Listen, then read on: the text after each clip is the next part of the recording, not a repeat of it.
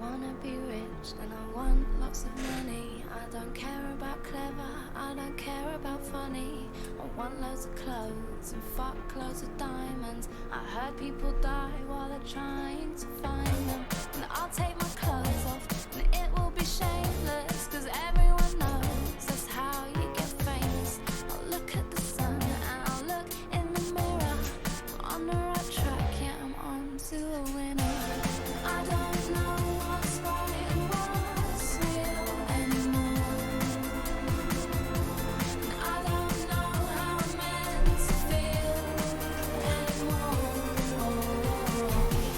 When do you think it will all become clear?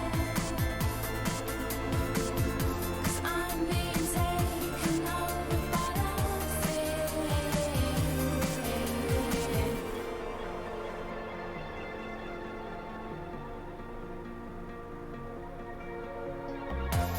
Life's about film stars and less about mothers. It's all about fast cars and cussing each other. But it doesn't matter, cause I'm packing plastic. And that's what makes my life so fucking fantastic. And I am a weapon of massive Hi, Big Daddy destruction. King It's Jeans. not my What's fault, up? it's how I'm I programmed was to gonna finish it function. and the music I was look probably at the super sun loud. and I look in the mirror. On the right track, yeah. High Tailbone Breaker, Diamond Form, May Heart Triple Chip. This is our girl Lil, yes. And I'm gonna play DVD. I would like to play DVD later, but I do have a few videos that I think we should watch. Good evening, Holly Cannabis. Hi, Avocado. Hi, Fruit Bat. Diamond Form, thank you. Thank you. Hi, David. Anyway. Hi, Docs. Ready? Is everybody ready? Hello? Oh, Thomas Caged. Thomas Caged just resubscribed for 13 months. Hey Skinny Mama, I love you. Thank you, Thomas Caged, for the 13-month streak. We love that. Can we react to the criminal psychology vid that everyone is reacting to? Is it that one that's like something about Casey? Is that the one?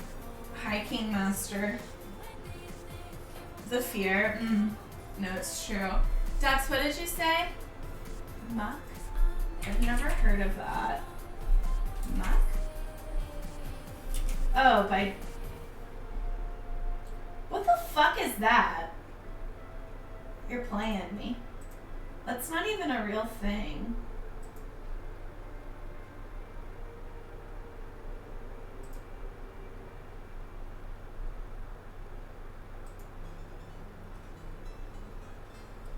Oh my god, so good. Can you dissect Zanny the Nanny? You know, I know a thing or two about Zanny the Nanny, and Casey lied. Casey Anthony lied. Kaylee was never with Zanny the Nanny. Zanny the Nanny, and like honestly, why are you guys watching Hassan react to this? I'm sorry. Like, Nancy Grace did it perfectly 7 years ago. Like, I'm sorry, did I miss something? Hi, Envious.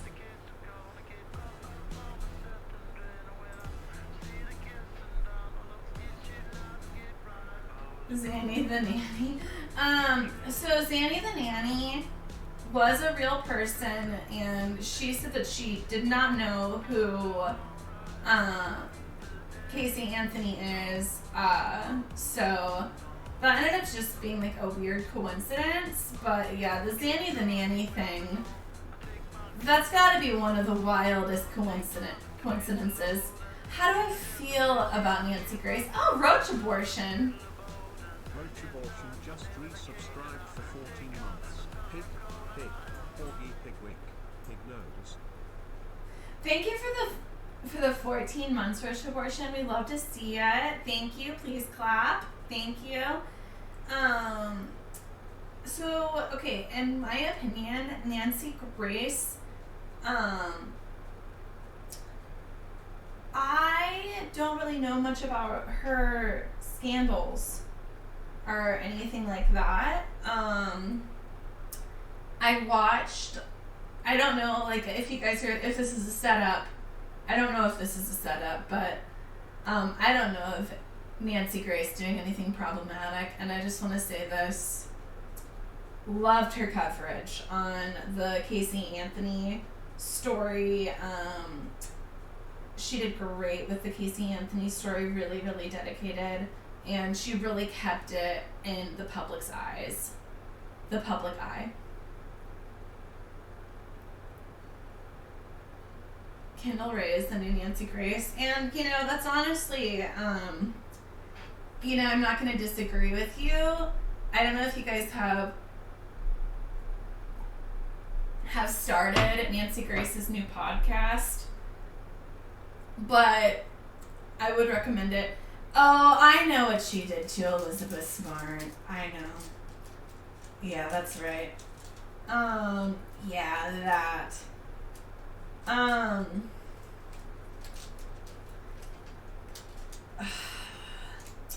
She's an investigative journalist, and she was asking questions, and I just think she went a little too hard that time and really didn't have a lot of respect for Elizabeth Smart, which was a shame. But guys, please, how did you see out of that thing? She also kind of victim shamed her a bit. That was actually pretty rough. I don't really want to talk about that, honestly, because you guys are gonna get me questioning my girl, and I'm sorry. I've lost so many favorites. Do we really have to do this right now? I've lost so many favorites. Jesus Christ. Not that Nancy is a favorite, but I just can't deal with any more letdowns. I can't deal with any more. Truly. I'm sorry for picking up Nancy Grace. Yeah, yes, you should. Do you guys just not feel me on that? Address your problematic phase quickly. I wanted to go live to apologize for my association with the streamer Casey Tron. Years ago,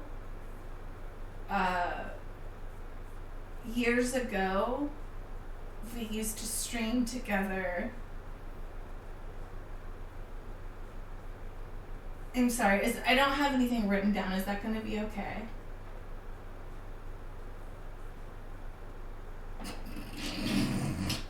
I'm sorry. We're listening. That's all I have. She's saying she doesn't even inhale the weed she smokes. She does, guys. Don't be rude. That's nasty. Jana Parks, wow, 22 months. Jana Parks just resubscribed for 22 months. I miss you. Aw, Jana. Thank you for the 22 months. Miss you. I swear to God, I'll reply to everybody's messages one day.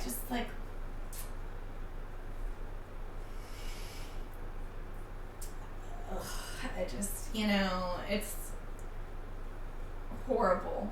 We're horrible at it. Thank you for the 22 months, Jana. Honestly, guys, so I saw this. I was looking at the Kardashians earlier because, as you guys all know,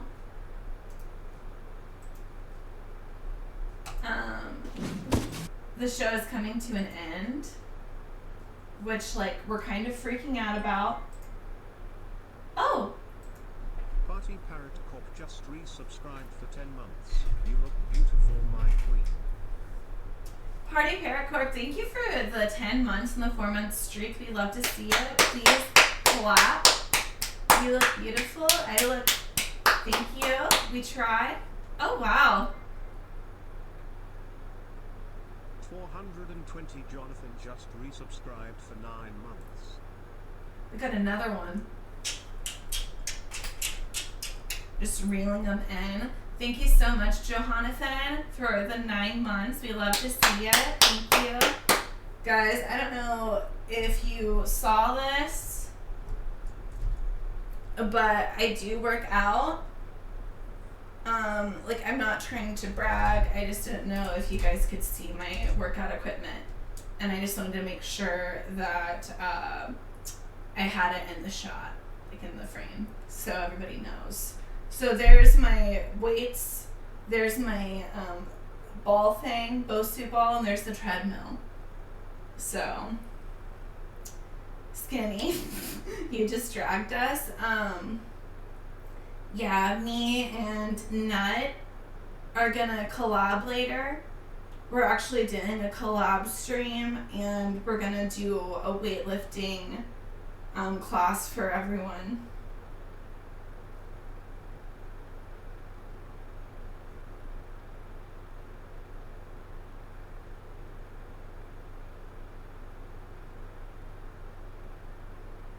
You guys know him, right?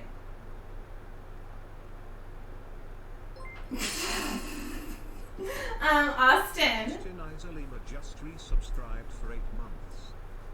Thank you for the 8 months.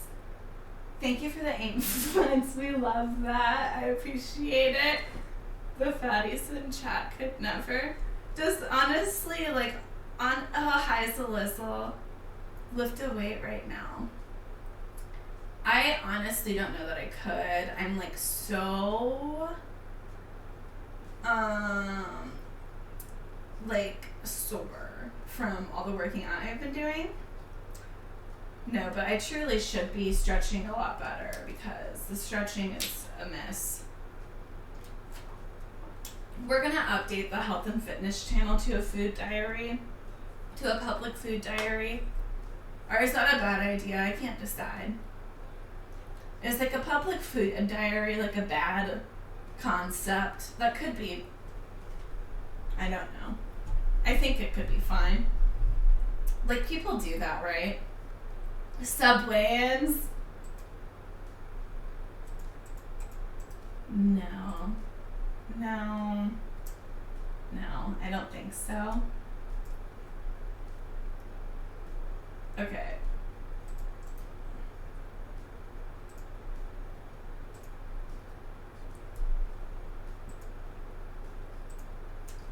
The hell?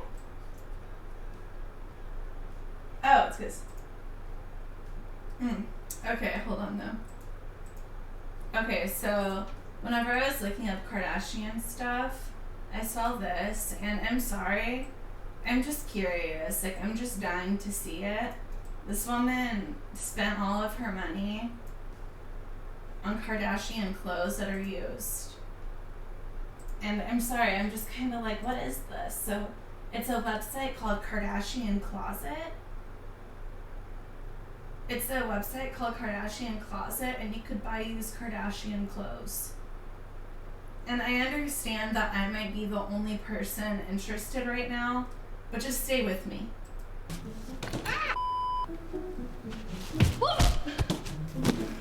I've seen a few YouTube videos and TikTok videos floating around of people that are buying one store ever. I have no way to justify it either. So it was loud. I blacked out. Oh my god. At all. So hopefully the store Oh my gosh, works she's out. so Hopefully pretty. I like it and it fits, or else you know where Well, it's going.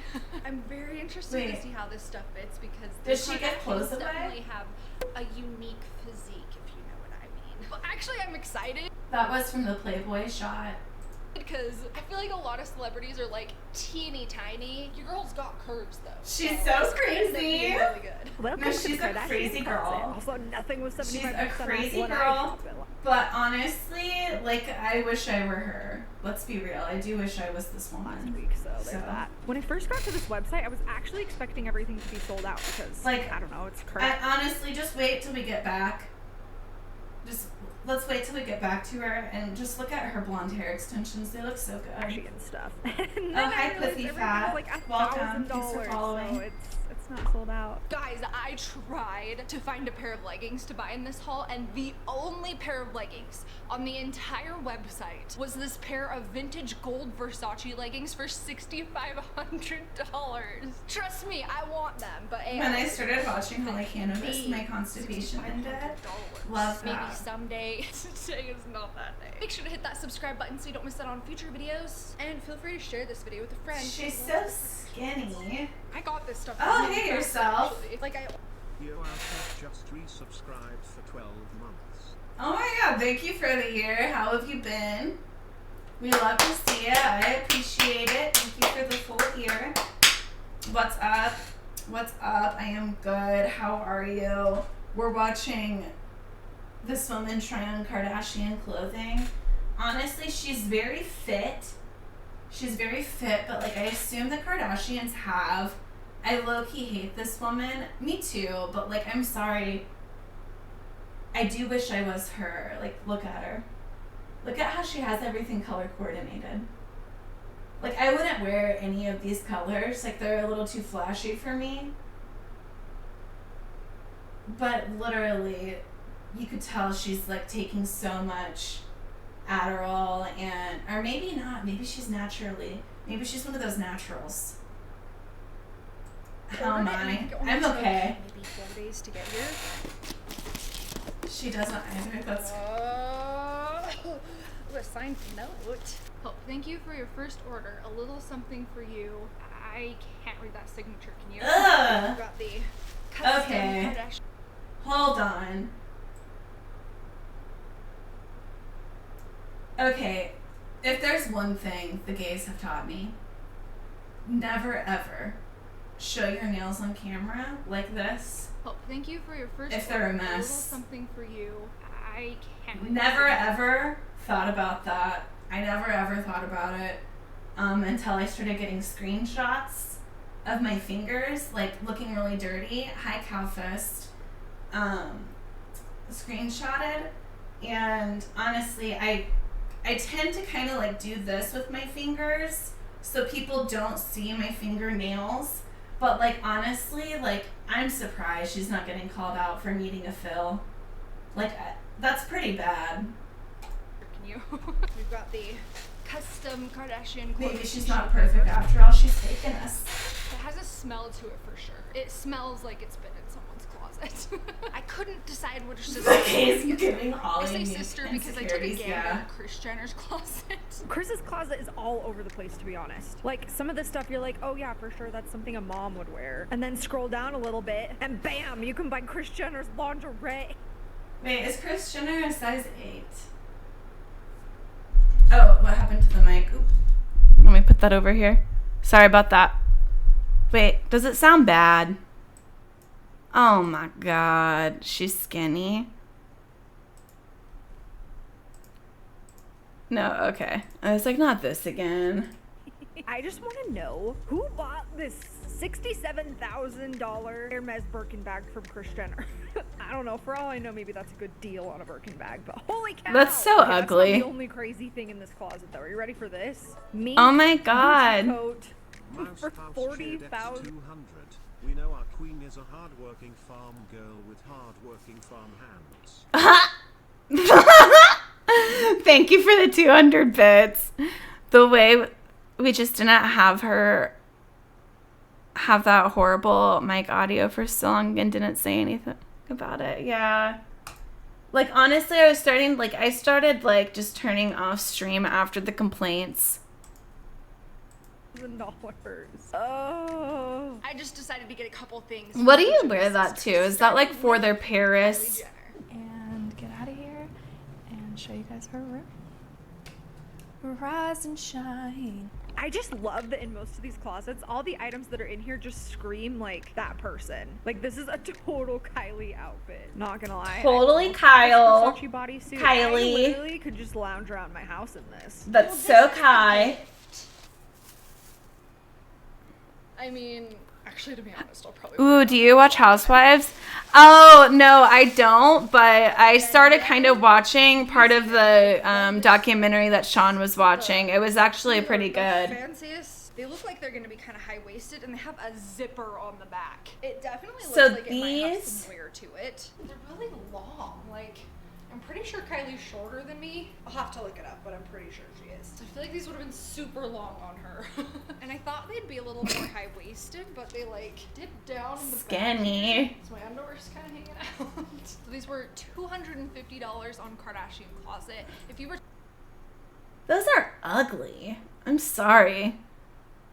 $200? You're to go to the playing. Danielle Guzio website, you'll see that just the regular sweatpants are like $150, but the velvet ones on there are $300. So, I mean, in used condition, I wouldn't say these were like a steal of a deal, but I'm definitely not mad. Hi, Tyborg. Wearing these because it looks like the same like weird seamless waistband. No, I and it don't was know. long, but now I I'm just thinking honestly- she's just wearing a velvet one piece with a belt. The second thing I got from Kylie is probably one of the most Kylie things. It is.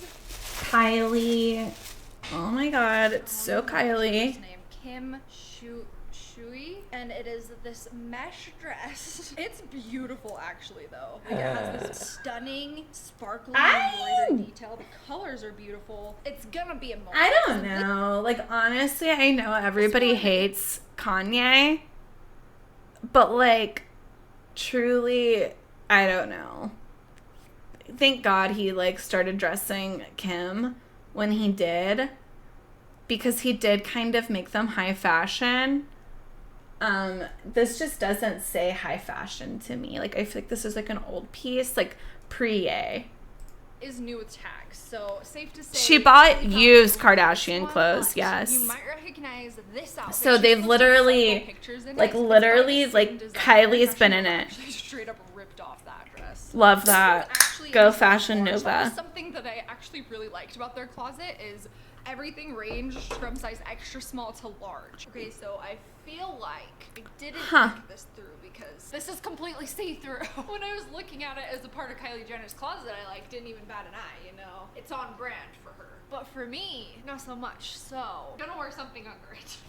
So we've got this nice little tank top from Tala. Oh my god, she's so skinny. Walmart biker shorts underneath my Jesus. I can't. I spent $50 on a hat today. Hi. Damn, what kind of hat? Cute. Was it a The cowboy detail on hat? This is beautiful. So this was $139. Evening, I my actually flawless found this queen. dress Hey, on Red the Star. website still for $295.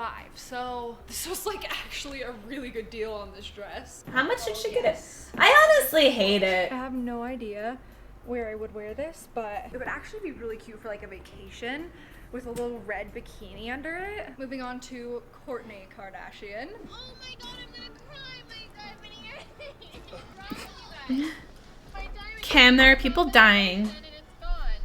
Kim, there's people that are dying. For the first time, we can shop petite sizes. in It'd be Kourtney's cute if closet, it was so that's cheaper. not what we want, though. She probably has the smallest collection out of everybody. Mouse but Pouse. She does have some very unique swimsuits in her closet, and they're actually not priced terribly. $99. Ouch.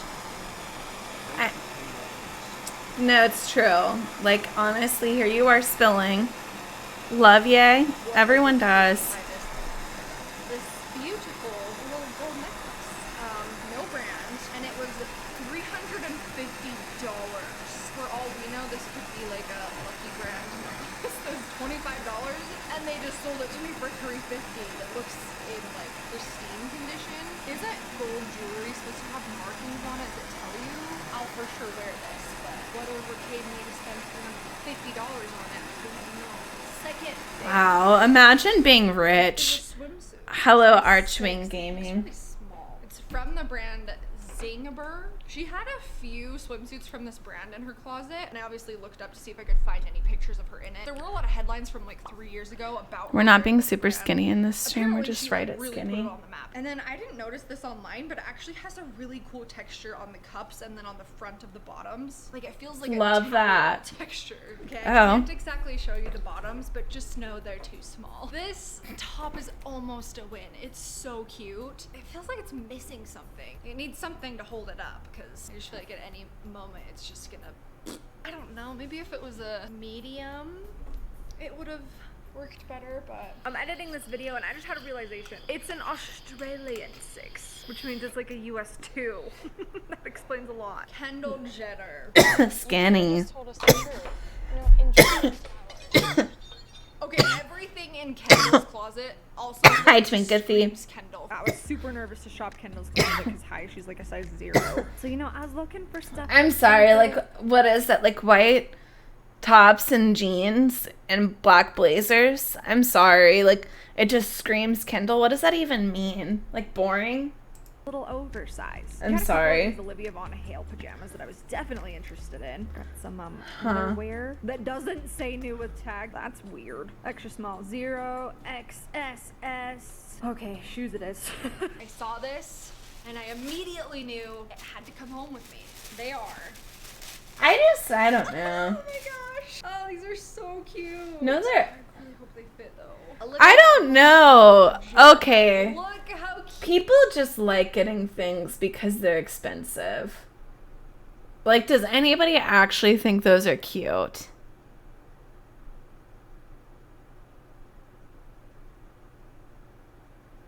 Can millionaires start dressing cutely again? No, it's true.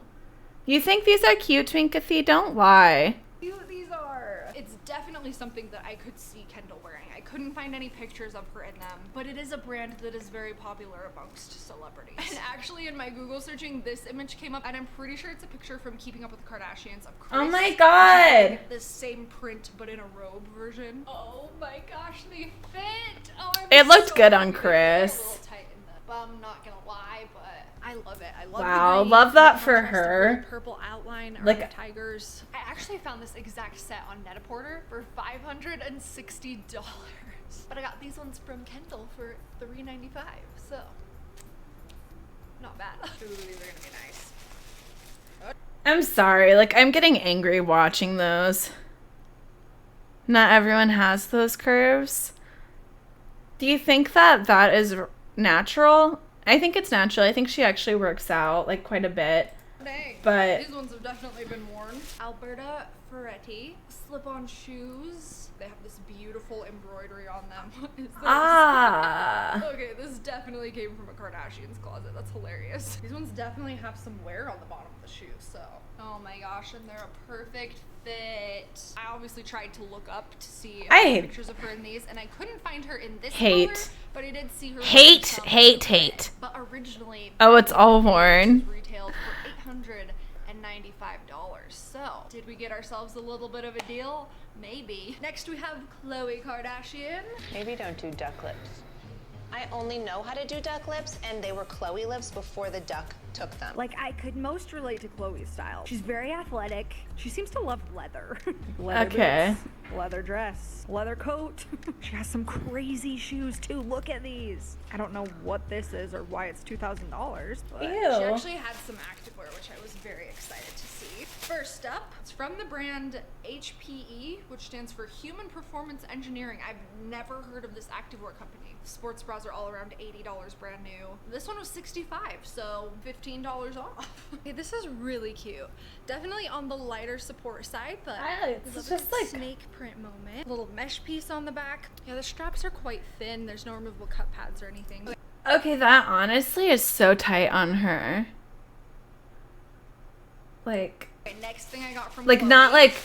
not fat shaming, but I'm just like, honestly, so how skinny is Chloe? Because it's so hard to figure out. Look worn, but there's like weird fuzzies on the bottom. Okay, these are supposedly like Ugh. the best sandals ever. Oh, those are so ugly on her feet. I couldn't find any- I'm sorry. Oh god, those were so ugly on her. Like, they would be good on like the right foot maybe, but those were ew. Pretty much all ancient Greek. Like, they would sandals. look bad on my feet. Ones like this are like $200. These ones were $150. So I've actually been needing like a good pair of just plain black sandals. I got one more thing from Chloe. Look at those blonde hair extensions. Like, okay, so here's about where her hair stops naturally. So, and then the extensions go about down to here. Like, I bet those were probably like 2,000-3,000. Like, honestly.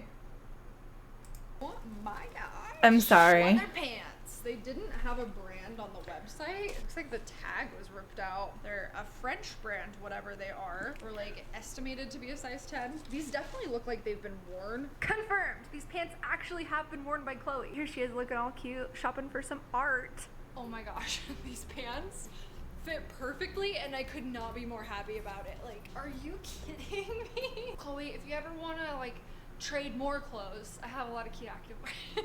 But for real, I've been wanting leather pants, like nice leather pants for so long. Yes, these were $395, but I guarantee she paid it.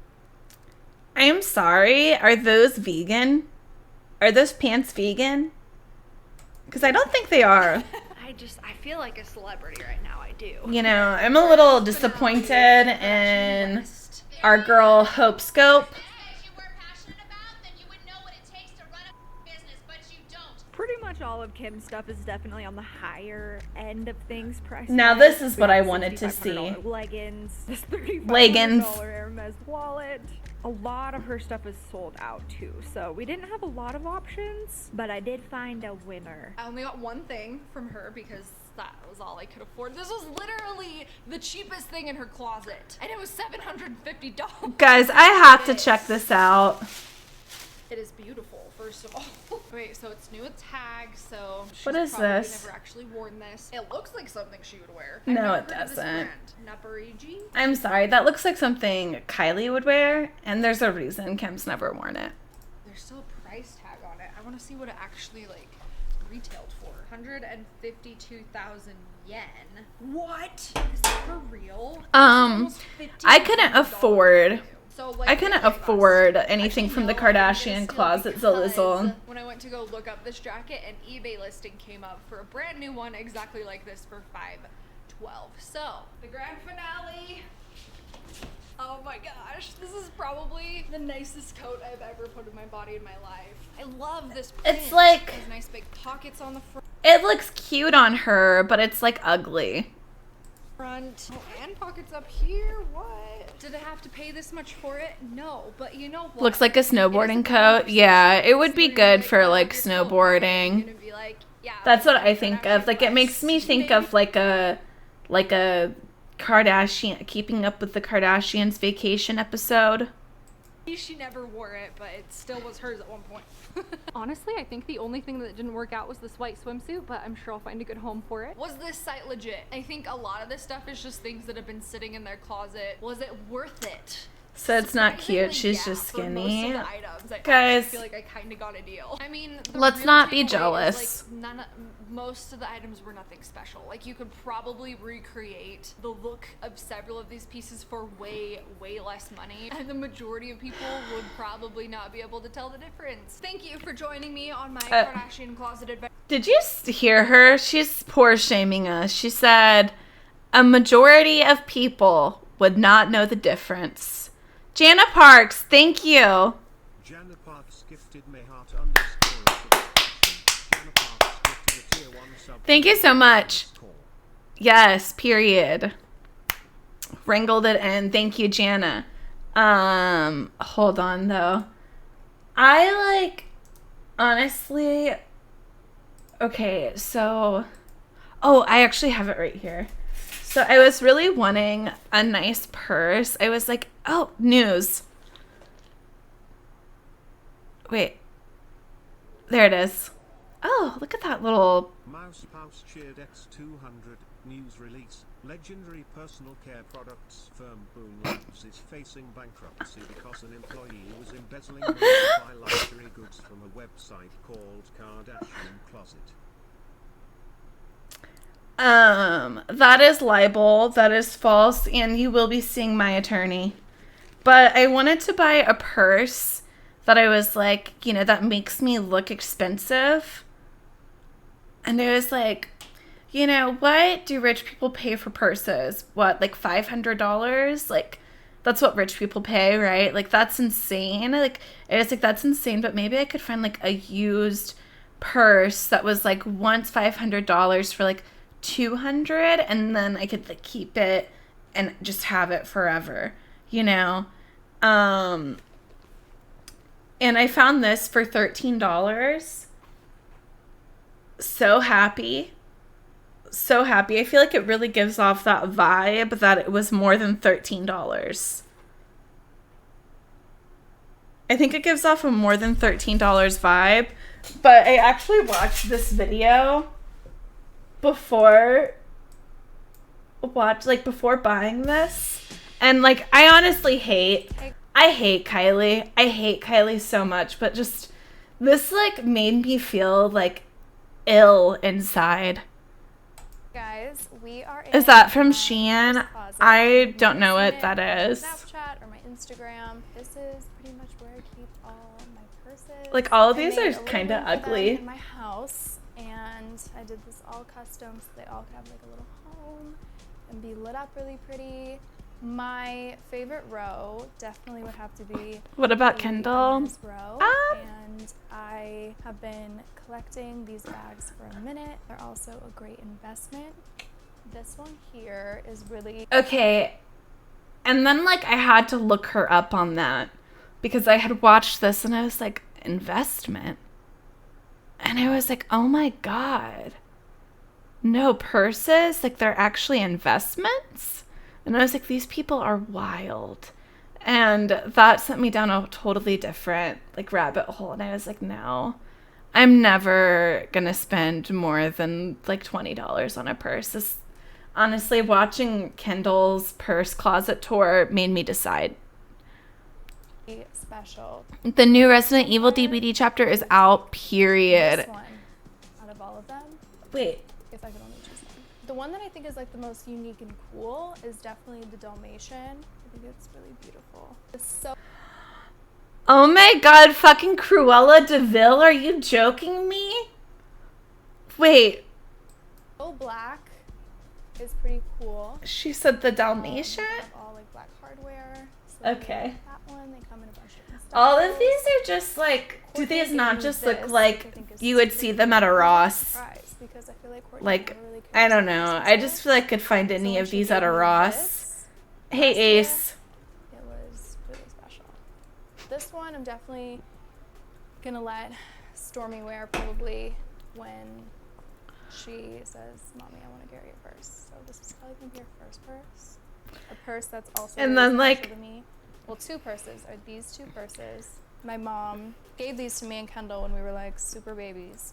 And then this made me realize, like, this is what rich people do. They, like, literally, they, like, gift purses. I don't know. They're like, here's this for my 3-year-old. She has, is that Dolce & Gabbana purse? Like, that's just insane. So I'm definitely gonna give this. I'm sorry. It's just This weird. Judith Lieber bag is special to me because Kim gave this to me. She loves Louis Vuitton. Judith Lieber bags. And my mom Louis gave me Vuitton. this little That's what I said. lipstick one too. So Wait, is that a purse? soon. And then of course all the What? Louis collabs they've done. Supreme. All kinds of material stuff. Oh, my mom gave me this for Christmas.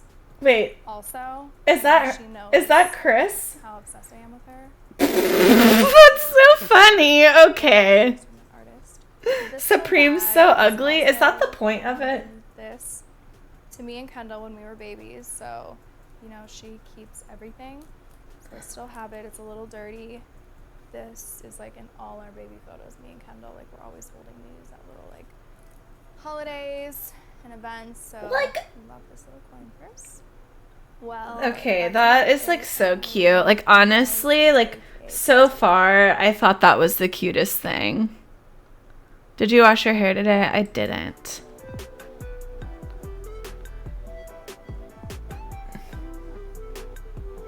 Okay, hold on. Let's do the Kris Jenner closet tour real quick. I'm sorry. I just think Kris is probably the most likable. And I'm sorry if you don't like the Kardashians. The show is getting ready to end, so we're feeling a bit nostalgic. It looks a little greasy, but that's how I like it. Thank you.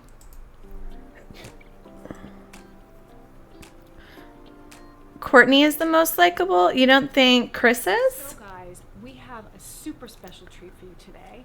We are at a girlfriend of mine's house. Yes. Her Oh my God. incredible closet, and she's going to take us on a tour, and you will be amazed at what you see. I'm sorry. Are you snooping around in my closet again? Huh? I am. One of my favorites. She's got the momager. This is amazing. Isn't I it have fun? never seen something like this. Outsold Kylie. This is 62 years of collecting. So Kanye fan here. Love Ye. But let me give you a little tour around, and then we'll end up Oh, here. okay. Honestly, This is where this blazer look is serving. You know, Chris is always in a black blazer, but I love that white cuff. this little dress. That's super cute. I have the same dress from Valentino. Like, wow, that's cute. That looks good on her. This is kind of where it all happens. We shoot at Why do all their houses look the same? Well, this is just their closets. This is typically what, like, a normal person's house is, but this is their closet. and aren't those fun? Yeah. The Gucci sweats.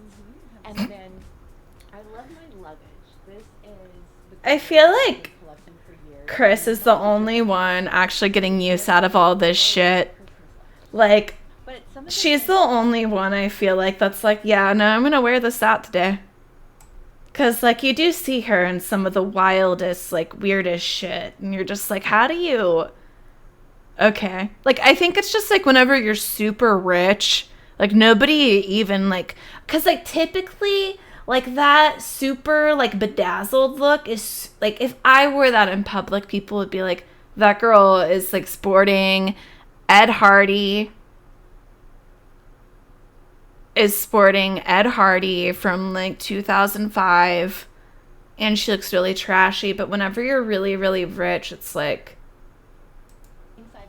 you can just get away with it. You know, the bag collection and everything. If you don't walk out of the door wearing a 100K, Really wonderful. 100K minimum, are you even trying? This is True. the shoot room. Like she's the only one. Wow, how do you even decide? Like honestly. Well, it starts over there. So far out of like all of these closets though that we've seen, can we just talk about how Chris is probably, it's like she has the best pieces so far. I'm not like You know, I know. It starts over there. like all of Comes this process of like what to put on and what goes with what, but I'm not as good at it as I used to be. So I'm always calling myself and Cece going, Cece, what do I Wow. do with this? This is what I wear every single day. So this would be my the first place, my first stop is a sweatsuit. And that's how I'm comfortable. Is that a store or her wardrobe? It's her fucking Yeah. This is- closet. You can be a boss lady Oh. in a fabulous scarf. So I'm gonna look like Princess Caroline. Or Princess So true. Boss lady scarf. Boss lady scarves. She's like, I have multiple. Those shades that you brought with The silk scarf thing is like honestly like you. Moment. makes you look so rich. These are gorgeous. These are Judith. I just got one from Walmart. You look awesome. Look. We could go to any meeting like this and rock it, right? Now show me some. I did, I swear to God. Well, I know you've been collecting those. So these like incredibly, meetings when if you saw that on the street, like in Missouri at least, I don't know where the fuck you guys live, if this would be like acceptable or considered high fashion or what. It would be considered high fashion here, don't get me wrong. Like if you wore this out in the street, you would get complimented to death. But very trashy looking. I first became Cashmere scarf is nice. Oh, see, what I got was just like a giant scarf. It's like a Walmart version. It's not cashmere or silk or anything. aware of Judith Lieber, I was mesmerized by the collection, and you know they were like something that was on your Christmas list, or your Okay. birthday list. And so the first ever The audacity. was this one. Robert Kardashian gave this to me for Christmas. Oh my gosh. And R.I.P.. like 1980. Beautiful. It's in such great shape. Right? You've been taking I'm care of afraid to them. take it out these days. I don't even want to use it anymore. So that's that one. And then Oh, wow. another bag that my girlfriends gave me for my birthday. 6 girlfriends got together and gave me this one in like 1985 or so, maybe. What is this? I like that. I think we're gonna have to And the little mirror reinstate inside. this one. Look Isn't at this that. great? That is an amazing. With the stones on the end. But in those days, same thing. Everything I wore was black and white, and it was just like they knew that I would love that. Oh, yeah, that's a I can barely hear. Oh, my bad. My bad, sugar. Alexander one. I love this bag. This is literally one of my favorites right there. They're all one of my favorites. Here's the one. Did you wear that? That's the one that you wore to the Met Ball. Right? Yes. The Yes, what ball? my The Met Ball. I heard meth ball. It's just the Missouri, like, the Missouri thing. I don't know. I can't believe you remember the years. I remember. Like, These are so special. It's a thing. It's a very special memory that it's like literally so special. I spent. online at some antique dealer and wanted to know if I wanted it, and I said, "Are you kidding? Of course I do." So I'm not really sure what year, but it looks. She's very like, I'm similar. rich. Yeah. And then this one's quite special too. This gold one. This is from. Wow. Honestly, the fact that she actually knows what all of these things like are kind of from though is impressive. It shows that she actually does care about her possessions. Be that good or bad, I don't know. That's more your opinion. The red heart. But it's like at least she just doesn't like, she's like not like, what is this? She has like a story about it for everything. Hi, Wolfman Brim. I am good. Love this bow. Would I steal anything from there? Fuck no. I genuinely believe Kris Jenner would notice. I wouldn't risk it. I would not risk it. I'm sorry. The bobby pins. Turn it up more? Okay. Well, I'll turn it up. Just for you, honey.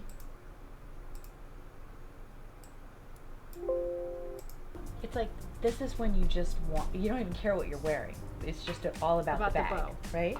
This bow makes me crazy. I love bows.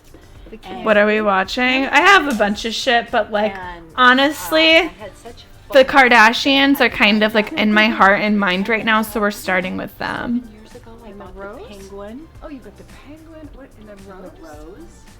Isn't the rose beautiful? This is But, very like- sentimental to me. This one, because my girlfriend Stephanie passed away about 10 years ago, and her kids gave me this. It was hers.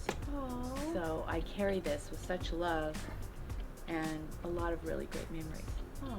Yeah. She was my friend for many, many years, so that's very special to me. Aww. And See the let's lovey see. one. I just don't know. We need hockey, lovely Edgy. one. You're right. You have to Girlfriend. explain to everybody why it says lovey. Okay, 'Cause I well, know why my- it says lovey. my- Okay, grandchildren. it's just like insane that she literally actually does have a story for all of this shit. Like, can we just at least give like Kris that? Like, you know, Kris worked. She's making it up. She's a fucking supreme liar then. Call me Lovey. Mason called me Grandma. I call you lovey sometimes. Yeah, you do. Thank God. You're my Lovey. Lovey was one of my mom's best friends when I was growing up. And I Aww. always thought that is the greatest name. I would love it because my name is Lovey. So I got to kind of choose my own name, and then Oh yes, the Kris Jenner show. What was that called? Kris Talks or gave me for Christmas. it was just called Kris. Isn't this to die? Yes, it had about 6 episodes and then it was canceled.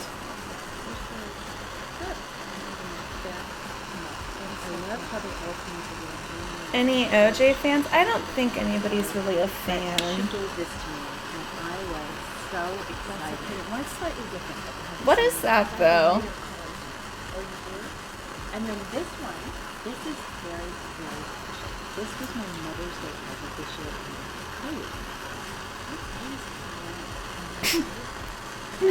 She didn't work. She spread her legs and made her children work for her. Smart, true.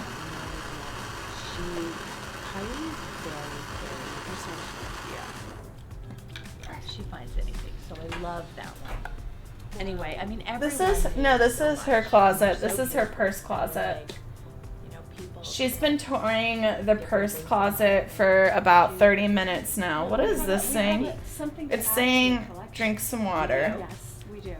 This is from the new collection because I know you have a lot. Did of she new just ones. buy her a fucking another one?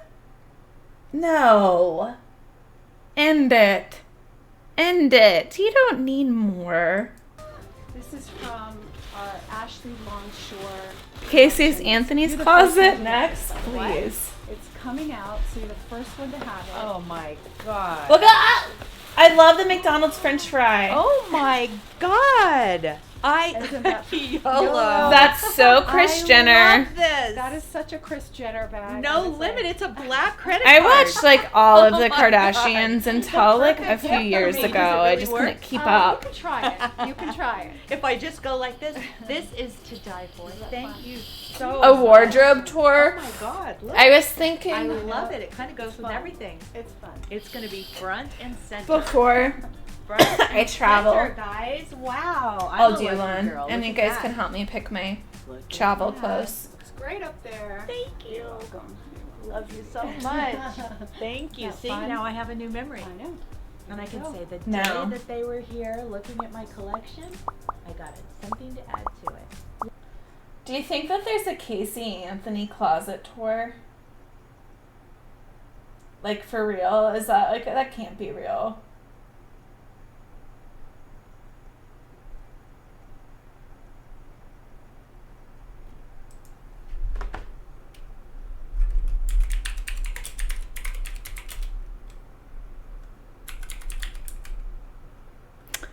Why is it popping up?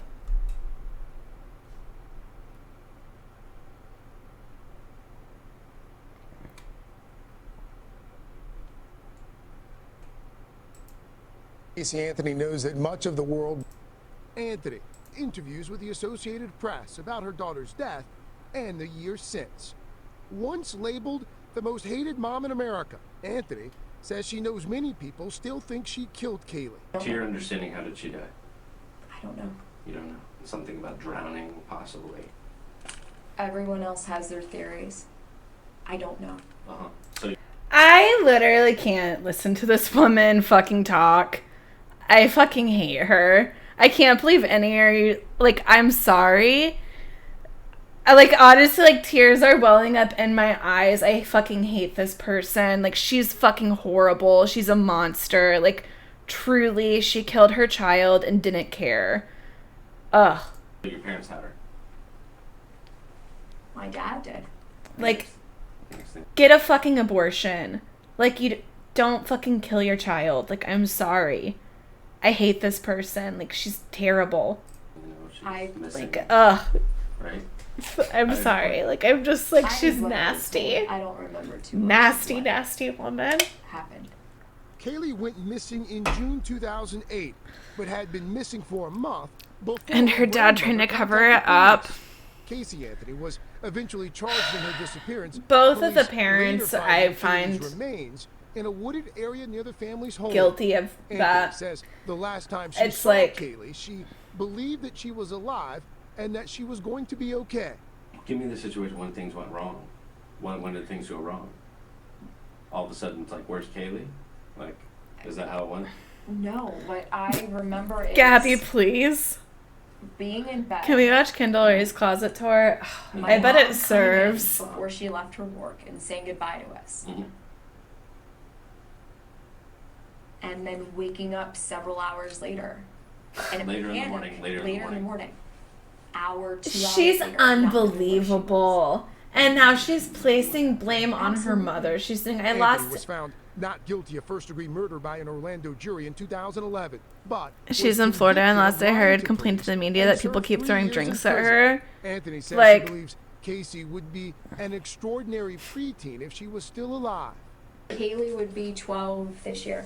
What would she be like right I told that. I would like to think she'd be listening to classic rock and playing sports and not taking from anybody. These days, Anthony lives and works with Patrick McKenna, the private detective who was the lead investigator on her defense team. She says she tries to live a normal life, staying under the radar, adding, I don't give a about what anybody thinks about me. I don't care about that. I never will. I'm okay with myself. I sleep pretty good at night. In the interview, Casey says she... How?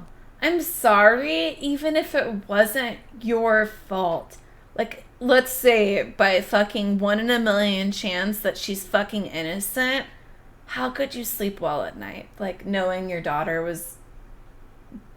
died like this, you know? Like, I would not have a good night of sleep. With photos of I'm not trying to judge, but when she showed off colorful, she's fucking finger-painted trash. artwork by her daughter.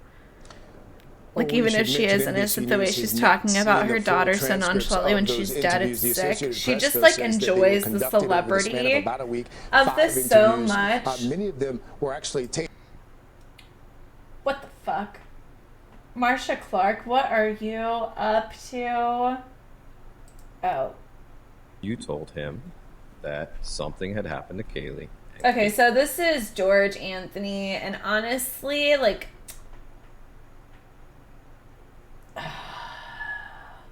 This is the one... This is the one that I keep seeing that's just titled, There's Something About Casey that keeps getting recommended to me. The Wrath of Jodi Arias is right underneath.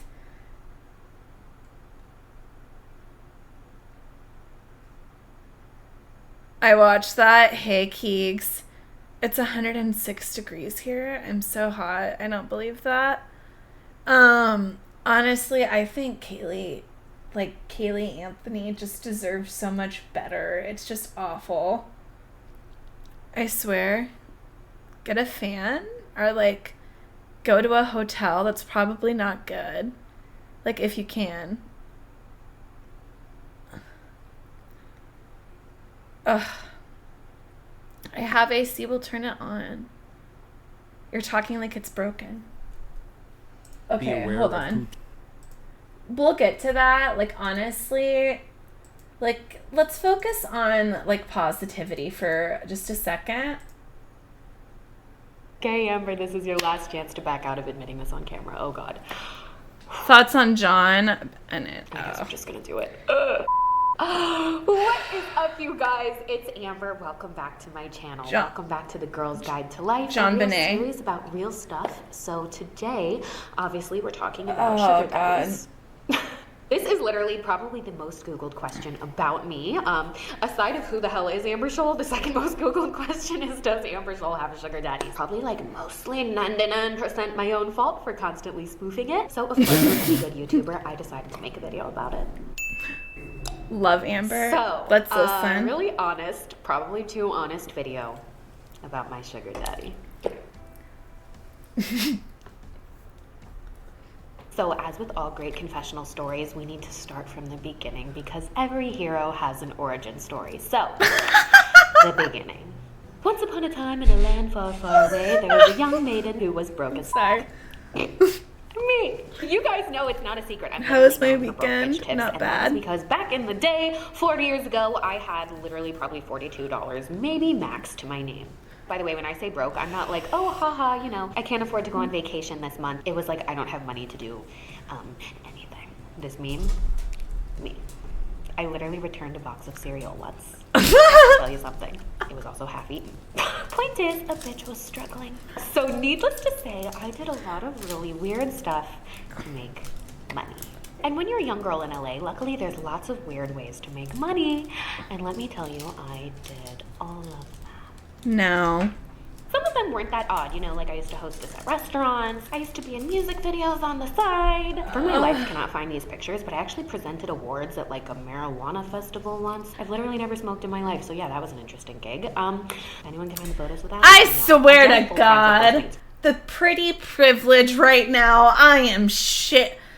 You know, I was with her till the end, and then she went there. I am sorry, I'm sick of skinny people taking away opportunities away from those of us who should have had that spokesmanship title for like almost 2 years, so that was like my main gig. I also used to do something called atmosphere modeling, which was super weird. It was like sometimes you would go to people's houses at like 2 in the morning and just like sit there for like hours. That sounds so Being guests at the party. dangerous. Very bizarre, but yeah, you would get cash for that. I don't know what that was. It doesn't exist anymore. That's so probably because it was really weird. dangerous. But yeah, that's another weird thing I used to do. Am I really just gonna admit all this weird stuff that I did on camera? I had to guess. be in Please music don't videos. It was unsubscribe. terrible. Point is, I had a really I'm so sorry, interesting time Jazz. before YouTube.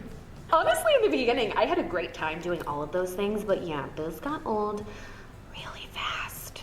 By the way, I would get paid like $50 for 12 hours to do that sort of thing, so yeah, I wasn't exactly like making it rain. It was like one little tiny drizzle every 7 months. It was basically just a drought. So obviously you have to come up with a little bit more creative ways to make ends Now meet. I'm curious. Confession time. Okay, yeah.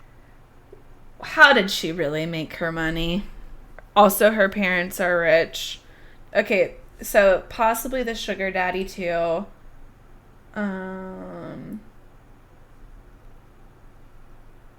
Okay, like, excuse me for being triggered. I'm like, she's so pretty and skinny. Yeah, just like every girl in the world, I think. I did used to definitely go on Tinder dates for free dinner. Granted, you know, I was trying to find a boyfriend too, but also, you know, it's a great way to feed yourself is to go on dates 5 nights a week. So yeah, you know, having a sugar daddy sounded like a pretty good idea, and not gonna lie, I definitely considered it. One time when I was delivering for Postmates, a guy that I delivered something to noticed my phone screen was like completely shattered because I dropped it a few days earlier and like obviously didn't have the money to like fix it. So when I was delivering it to him, he was like, "Oh my god, do you need a new phone? In lieu of a tip, I'll fix your phone for you." And I was like, "Oh my god, thank you so much. Like, that is so nice of you to offer for nothing in return." So, you know, I gave him my number and yeah, you can guess how that worked out. I didn't get a new phone and he ended up being really creepy. So I literally cannot relate. So sometimes I Well, would I'm literally, just like, get like, up at 6 a.m., well, work guys, backgrounds all day. I'm not trying to assume anything about you, but like maybe this is what it's like to be pretty. Like I don't know what it's like, but like maybe this is seriously, genuinely what happens to pretty people. Like I don't know. Like it could be real. Like I don't know. Drive for Postmates after that, go atmosphere model at the clubs till like 4 a.m. and then do it all again the next day. Let me tell you, that is At the exhausting, club. very unhealthy, and also I somehow still had no money. And you know, while at the time that work ethic wasn't paying off at all, that is one of the most valuable things that I ever Shut learned in up, my you're life. pretty, That work Holly. ethic honestly I'm paid not off like in the that, because though. Somewhere in between all of those weird jobs and odd hours, I made the time to also make YouTube videos. Side lesson, if anyone ever tells you they're too busy for you, no. You can Wait, where is the fucking truth about her sugar daddy? We're waiting. Like I thought this was gonna be like time a for whatever it is you want to make time for. I truly believe recreate that. her YouTube videos during makeup. the most chaotic, depressing time of my life. Her like makeup is insanely snatched.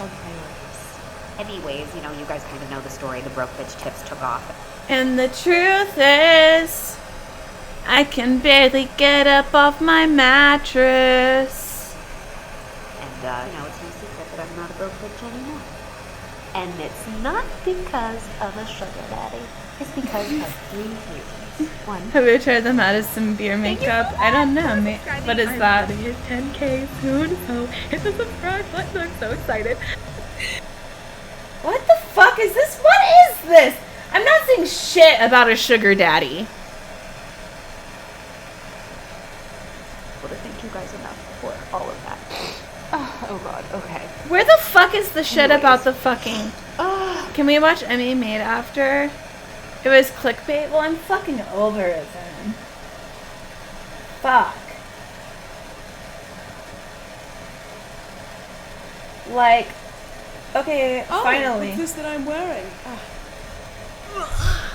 Let me tell you, friend. See, here we go.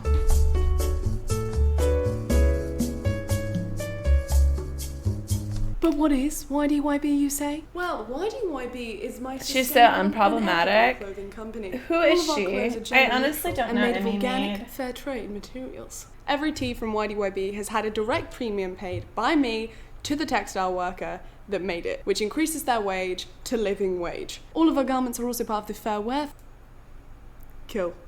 Sugar babies. There's a certain rite of passage that All right. occurs in most Western cultures once a person becomes over the age of 18 years. They wake up one morning. I they look can't themselves tell in the mirror, if you and they guys are ask, joking. Why do I have to work in order to get money? Disgusting. Why do I have to work in order to financially support myself? That's disturbed. And so, as many of your millennial brothers and sisters have done before you, you got on Google and searched for ways to make money without really having to do any work. The first thing that's going to come up as a result of this search is become a YouTuber. Oh shit, hey John. John Long tip $1. Hey, do you have any plans for the summer solstice next week? We're gonna do our midsummer ceremony.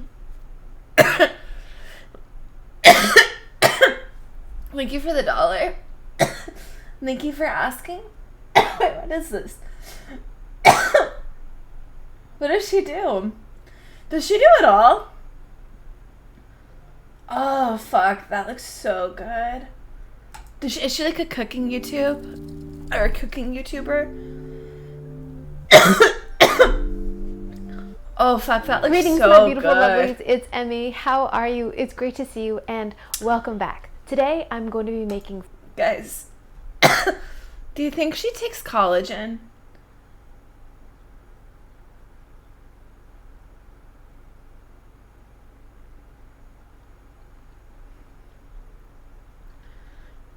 No, she's just naturally pretty. Can anybody look up Appreciate Her Y2K? Oh my god! Holy fuck, that's so... Josie and the Pussycats. Hold on. Like... That's so Josie and the Pussycats. Holy shit, good call out. Like, that is so cute, actually. Like, she fucking serves it. Fried chicken. I More would look down, specifically, I'm going to but... be making Korean market-style fried chicken. I've seen these videos if you follow me. Wait, I think Instagram, I can get you know sued that for one of this my name. greatest It's pleasures 40. is binge watching street food videos late at night, and I started watching. Honestly, I literally have been looking at your name, 40, and I was like, who is this? I was like, I've never seen this person talk in my chat, but why does it look so familiar?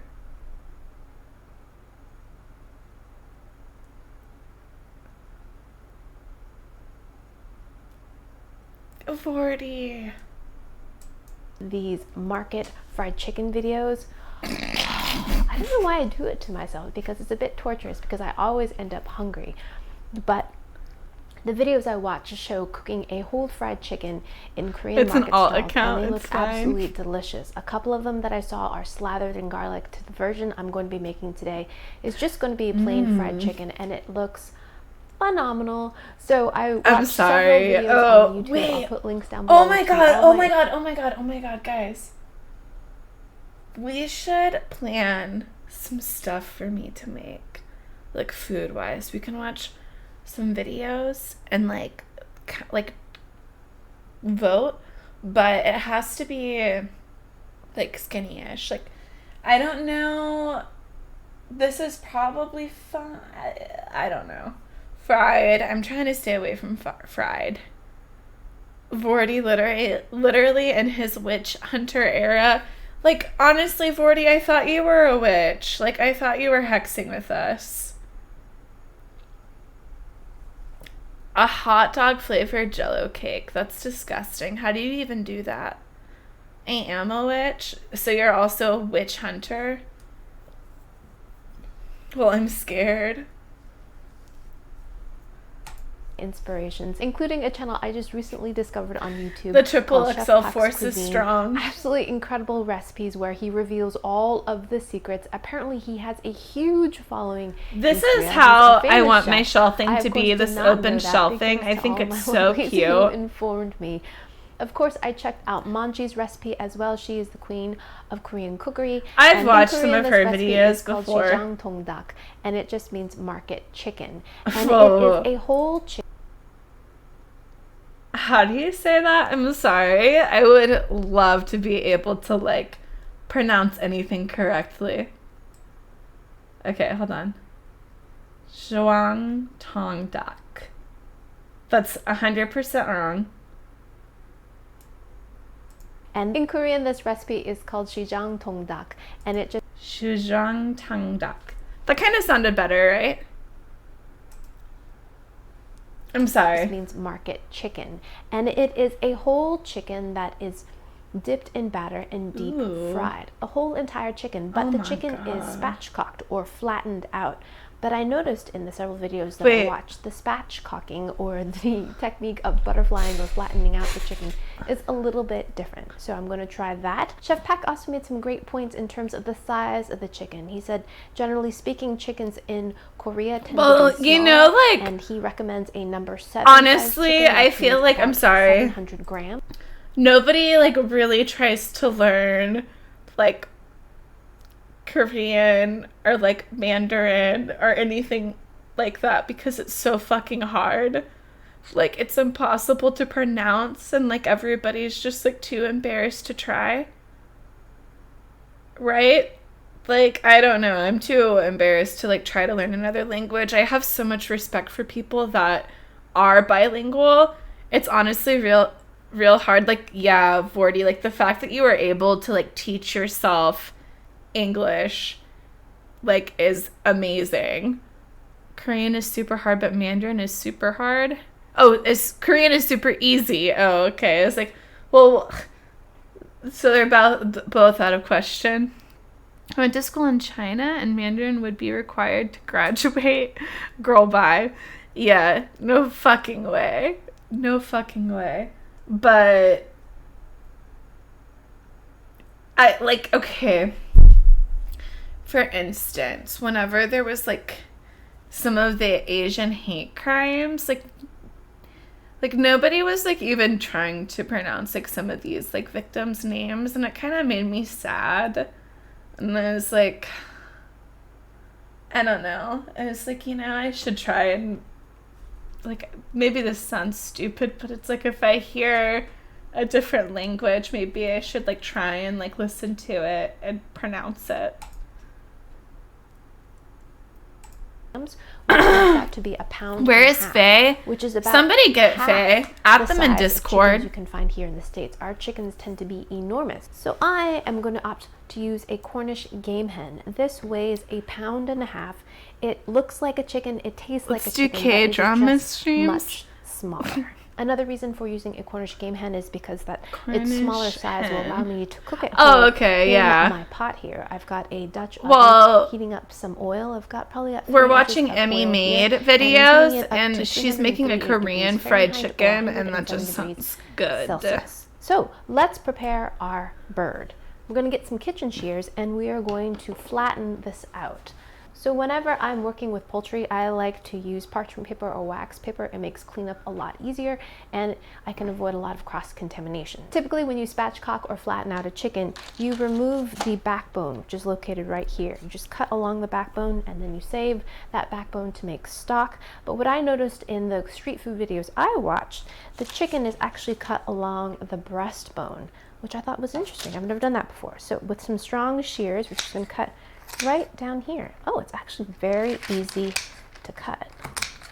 Okay. From this side. Honestly, this doesn't and look too from bad. This side. When you get barbecue chicken in Korea, they just So that cook the whole actually damn thing and then reserves chop it the up with a big backbone. ass knife, Thoroughly bones and dry all. the interior. This will allow the batter to stick better. And then we're just going to flatten it. We're going to Interesting. dislocate the hips, make sure that they're broken. The reason why we're doing this is we want this to cook evenly. This is going to be quite thick. I also noticed in some that makes videos they cut a little 100% bit sense. into the meat under the wing, into the breast meat. and in the thighs as well. Okay, so we want to make sure these are dislocated and she flat. keeps the skin Right, on. so now that we have that prepared, place this in the sink. You're vegan. Wash my hands. Okay, like honestly, her whole setup is so cute. That water's so Now we're going to season loud it. somehow. And Chef Pack introduced me to this, and this is called seasoning salt. Never heard of this before. And this is a combination of MSG and salt. And he said this will give you the true restaurant market flavor. Write that down. I'm going to use some of that and sprinkle that all over the skin and the interior as well, along with some just regular salt. Well, so now I I'm putting some actually white have pepper. seen just like straight And give it a good MSG sprinkle. sold, and I was like, wait, I didn't know that was a thing. But it's like Rub unami. that into the bird and set this aside. Now, in a large bowl, we're going to mix up the batter. So I was really surprised in Chef Peck's video that he recommended using a store-bought frying mix.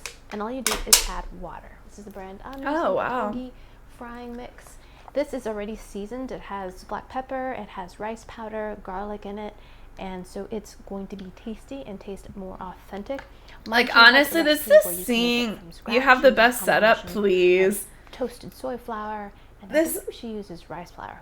At any rate, I'll put a link down below to her video. So this is really easy. You just mix it according to package directions. This is 500 This grams actually does of seem kind of the flour easy. mixture. I watch her half the videos when bag. I'm sad Now we're because going her to add voice cold is so water, calming. Oof. which works out to be Oh my about god, that water cups. pouring And we're like just gonna gave me mix tingles. this until there are no lumps.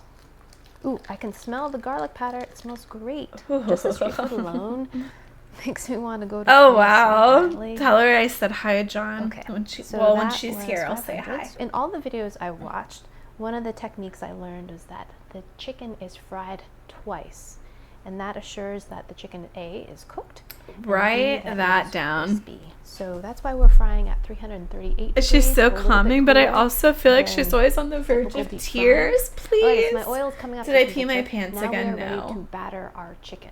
So we've got our chicken here, and I'm going to sprinkle a little bit of extra powder onto it. That will help with the adhesion or the sticking of the batter onto the bird. Next, we're going to take the, I'm just going to call this a chicken. It's not a chicken. But now we're going to place the chicken into the batter. It's a Cornish hen, for those of you And wondering. just really coat it. Wow. I'm just going to let that sit in there while I get my oil to temperature. So Oh, I recently been using shit. this probe thermometer for deep frying, and I really, really like it because I feel like it will let me know exactly what the temperature is, Oh, and it that's will so beep when it smart. reaches 338, which it's about to. Oh, there we are. Oh, it's from Okay, corn. we'll turn this down. Now we're going to take our chicken. Stop. Girl, I am so nervous. It's gonna explode. Wow. Wow. She is a Make sure pro. not to overfill your frying vessel, because as you can see, displacement is real. So, Oh my god. once you put the chicken in there, it immediately, the oil temperature drops. We're at 307. Okay. We want to maintain it at 338 or thereabouts. So, we're going to fry this twice. Displacement is not a myth. And then Oh we're my going to take god. it out and then bring God. the temperature back up Myth. to 338 degrees and I then can't fry talk. it again for another 12 minutes or so. This is much smaller than a typical larger chicken, so it might take less time. Oh, this Oh is my going God. to be so good. I can feel Chef it. Peck also recommends removing these crispy bits as the chicken fries, because these can leave a bad taste to your oil, kind of a burnt taste. Okay, so I So will see true. you once we're closer to 12 minutes, and then we Oh my will fry God, this guys, again, this looks- and then we will taste this. I cannot wait.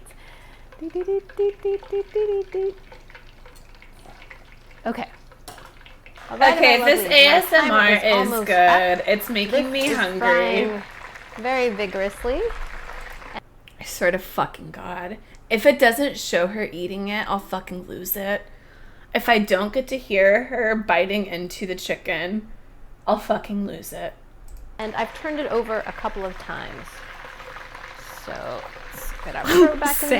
Same. I'm serious. And as you can see, it's lighter in color because it's not fully cooked. We're kind of poaching it. We're just cooking Oh God. this. Okay, 12 minutes Emmy is up. turned zucchini into a pineapple. Now She's we're so going to take powerful. the chicken What? out carefully. Oh my. Onto a rack to drain. Okay. And now we're going to heat this oil back up to 138 degrees and fry it again to get it nice and golden. Is she gonna double crisp? I'm like, going to use my Pro thermometer and check the temperature of my chicken. Cooked chicken should be at 165 degrees. So let's check the thickest part, which is the thigh. And we are at 187, so we are mostly cooked. Looks like it's a little pink still right in there. 170. So we're going to cook this for, let's say, another 5 minutes. Oh my God. To get it nice and I golden. remember that and number, to get Holly, it fully 165 cooked. degrees. I know. That's what that's what I was Now we're thinking. gonna I was like, carefully okay. Put the chicken back into the Fucking slide hot that thing oil. in. Gently. Gently. Respectfully. A lot of water in there. Respectfully Get put back. that fucking thing So, back in 5 there. minutes. Mmm. Okay. Mmm. This is like making me feel things. Like, I don't know. Gently. That ever looks so carefully. good. Oof. Alright. I'm sorry. 200. That's so upsetting. Sweetie, shut the fuck up. Let us enjoy ourselves, alright? Okay, now I'm going to turn off my oil.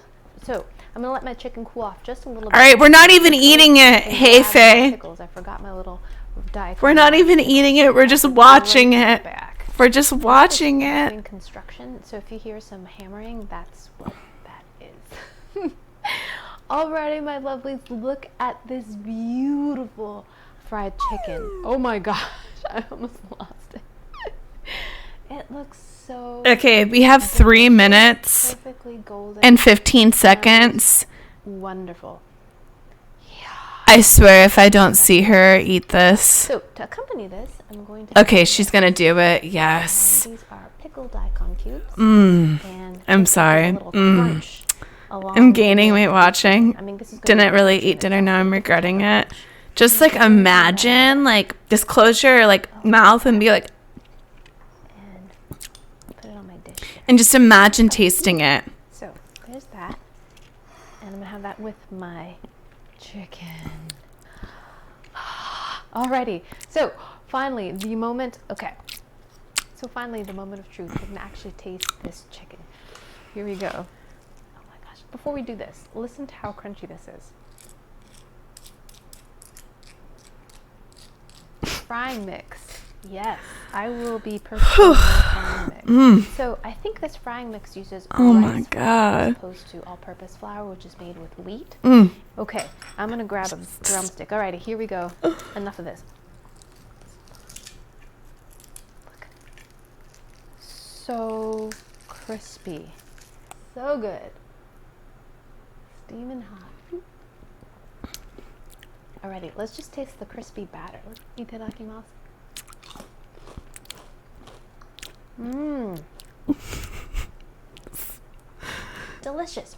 Crisp yet light. Flavorful. A little touch of garlic, but nice and nutty and toasty.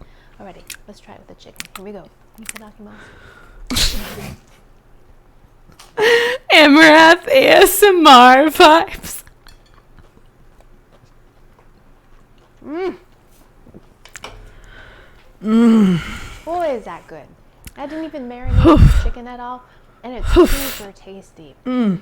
Perfect level of seasoning. The batter is seasoned but very lightly. We added some salt and some of that seasoning salt on the chicken itself. Delicious. I almost forgot my pickles.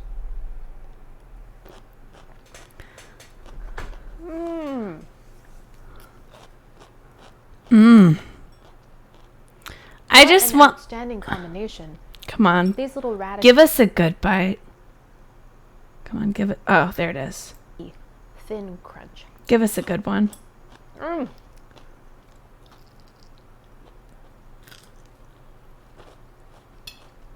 So good. Fuck. Sorry, I wanted to watch more of that. So she's just gonna eat that little leg, I guess, but. No.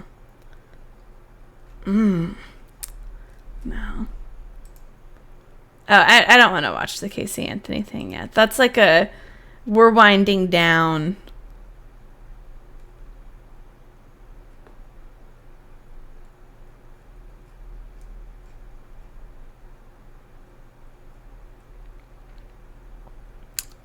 Here we go.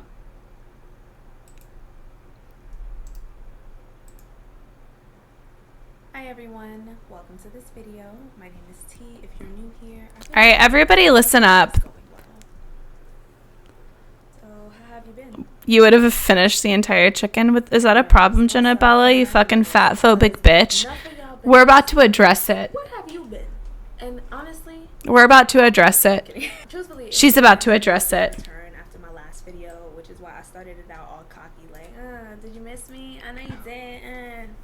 Oh yeah, this one needs turned up. I thought that would be the last time I was gonna pull some shit like that. She's about to address it. Turns out it wasn't, for a number of reasons, and surprise, surprise, I made a video about why I haven't been making videos. And it's on Patreon, extended and uncensored. Baby, we talking about everything from lack of motivation to lack of creative confidence, creative integrity, a little mental. Oh, I'm John. So if that interests you and you've been curious about my whereabouts, Patreon. And you know, Everybody is asking for it, but we haven't heard anything about it. Address it now. Dishwasher lasagna at 320 subs. Do I have every? I would have to get some things for it. Not a video break about your Patreon. she's just living without any Here we go. public on YouTube. It's just what I heard. No, but seriously, my full analysis of the Montero music video is my thoughts on the intersections of sexuality, fear, and religious Gay satanic agenda. What? Patreon.com/TinaWar. She said gay satanic On to today's agenda? shindig. The girls are fighting. Like, they're really fighting. Just handle it and dot. No, let's get into this. This is important. One hand held the shirt with the other being switched hands and with the waddle on his ass, whop his shoe, put the wailing on his motherfucking ass. So what's going on? What was? Hold on. Put it back on Emmy. Is an Guys, rapper who has made a name for this is herself, not just important. for her unique sound and her pretty face. Love that face. Come on, cheekbones. But because she, like many female rappers, has adopted the modern marketing technique of throwing that ass, shaking that ass. But the difference between Koi and just about every other modern female rapper is she's not curvy. So people have been making fun of her. They've been making fun of her for dancing sexily, but not having the body that matches the Aww. hypersexual image of contemporary beauty standards. Psych. Hold I on. was about to get demonetized. Go on TikTok if you really want to watch it. Oh, okay. Okay. She said we can't watch it here either. Right. She said we can't watch it here either. Some people fail to Period. understand that more than one thing can be true at once. For this reason, they struggle to have discourse. Let me stop pointing my fucking finger. We struggle to have discourse about biases without making it competitive. It couldn't Guys, just wait. This is gonna get important. And that's wrong because Koi is a human being and a grown-ass woman, and she should be allowed to embody her version of sexiness without hate. Oh. Couldn't just be that. It had to be, why is it okay to make fun of Koi, but not Lizzo? You see how Lizzo be minding her own motherfucking business. At the time of this recording, well, at the time that I wrote this, who knows when this is gonna go up, Lizzo was in Vegas celebrating her birthday with literal balloons tied to her fucking braids. And y'all remember Christopher Jamal, right? In her DMs. She's just living. The volume is the without same? any regard. Well, it's up all the fucking way. Somehow she's always There's like literally no way I can turn this volume up. seen as the figurehead for fat confidence and There we overall go. body positivity. So here we are, yet again, having the skinny shaming versus fat phobia debate. And honestly, we have collectively gone little turned to my mic no down. fucking where with it. But have no fear, I came with receipts and insight and guest appearances. And hopefully today's video is conducive to the conversation because I want to Alright, explore guys. and validate the nuances of both skinny shaming and fat phobia. I of course want to promote understanding the negativity and harm in both, but ultimately highlight the Fendi fucking fact that the two are not the same. Not even close. Let's start with the history of the body positivity movement. Obviously, people have been fighting against fat oppression since the beginning of fat oppression, so it's a bit difficult to pinpoint the That's exact person who started the movement, but based on what I could find, articles linked below. Quick fast, we have Steve Post, a Jewish American wow. radio presenter who hosted a fat inn in Central Park in 1967.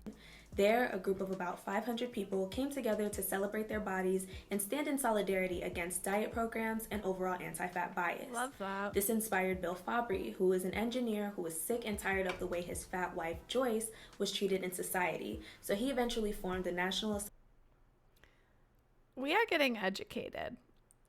If you guys don't want to be educated, you can leave. Association to Advance Fat Acceptance. On the West Coast, we had radical feminists spearheading the fat liberation movement and writing the now iconic Fat Manifesto. In the South, we had women I'm like sorry, Margaret I Kate can't Bass, hear who wrote about Manifesto growing up in the without segregated laughing. South No. and the intersections of racism, anti-fat bias, and the self-hatred that formed as a result. In addition to Miss Bass, we had other women such as Johnny Tillman, who although a poverty activist, also used her platform to emphasize the further dehumanization she faced for being Black, a woman, poor, and fat in America. Eventually, we make her... All right.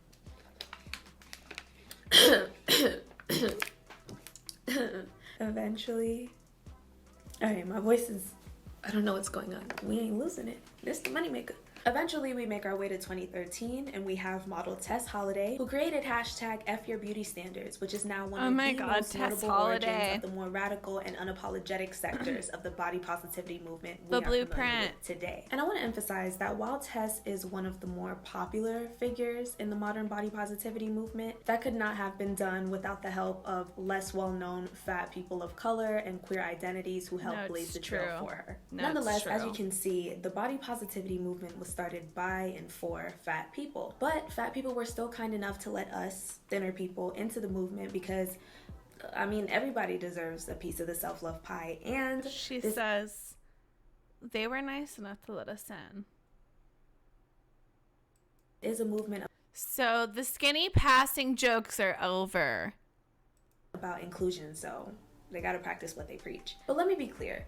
The contemporary body positivity movement was not only extended to skinny people, but also to people with disabilities, people with skin conditions, people whose That's weight true, fluctuates, yeah. people with eating disorders. kinda forgot etc. about a that. little bit of everybody, and skinny people. But guess who hijacked it? Guess who took it? And instead of using the privilege we have for possessing more socially acceptable bodies to create more visibility for others, we used our already palatable appearance to put emphasis on our mistreatment, turning the spotlight back on us, further marginalizing those who created this space for us to begin with. A great recent example of this is, remember that trend on TikTok that was like, bodies that look like this also look like this? Do y'all remember that stupid ass trend? That was started, it wasn't stupid initially, it was started to realistically show bigger and fuller bodies in relaxed positions. But it eventually turned into skinny girls putting themselves in these uncomfortable, distorted ass positions to emphasize their roles or protrude their cellulite. They looked very silly doing it, and it distracted from the real purpose of the trend. This is very exemplary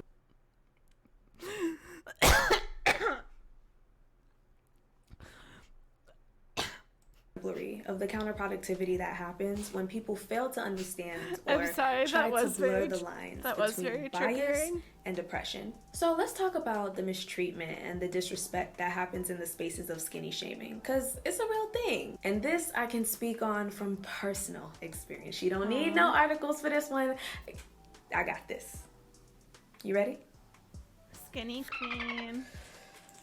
Love that. I'm a skinny woman who has been skinny my entire adult life. Really, my entire life. Hi, but acting like let's just Josh. focus on my adult life. Yeah, skinny shaming is a real thing. Let me fucking tell you. It's something I've been a victim of, which has led to it being a huge source of self-loathing in the past. So I know all about being bullied for it. I know about the snarky remarks, forcing yourself to finish a meal in public, even when you feel sick to your stomach just because you don't want to be falsely accused of having an eating disorder. I know all about that pit in your stomach you get when you have a busy day, so you miss a meal, and you're like, oh shit, what if I lose a pound? And then I'll be 1 pound less of a woman.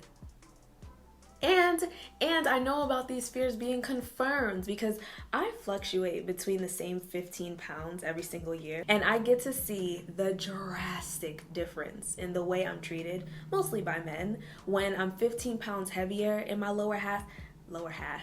ass. Yep, when I'm 15 pounds heavier in my ass versus when I'm not.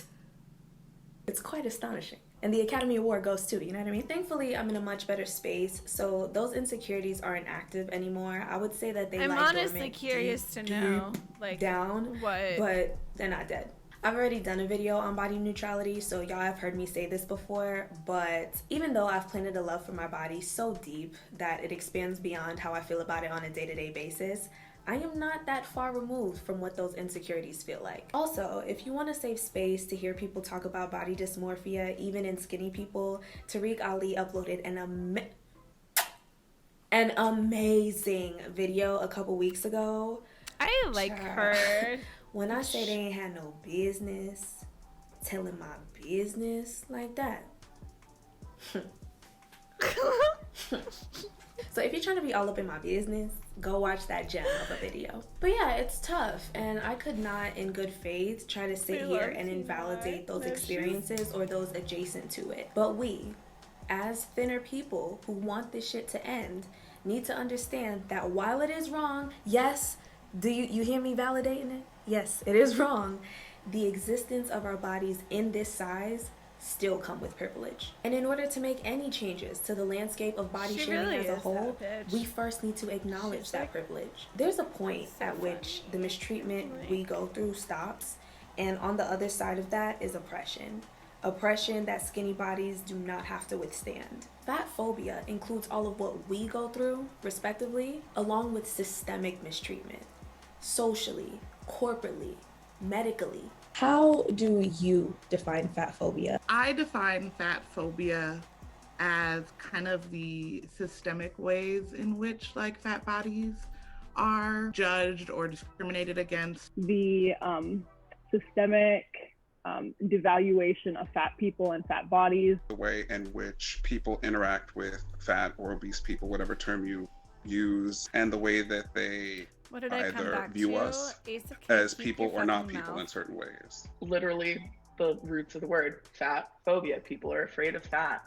To me, that most obviously means that fat phobia, it's built into the world, and the world is not built for me and my people. Not necessarily how like individual people see fat people, but how society as a whole sees fat people. Is so interesting to me. As soon as you said the part about the fashion sense, I thought it's like two scenes flashed in my mind. That scene in Euphoria where Kat finally gains her confidence and she's like strutting through the mall with the corset and stuff. I spent my whole life afraid people were gonna find out that I was fat. But honestly, who gives a shit? There's nothing more powerful than a fat girl who doesn't give a fuck. You should see me in the crowd.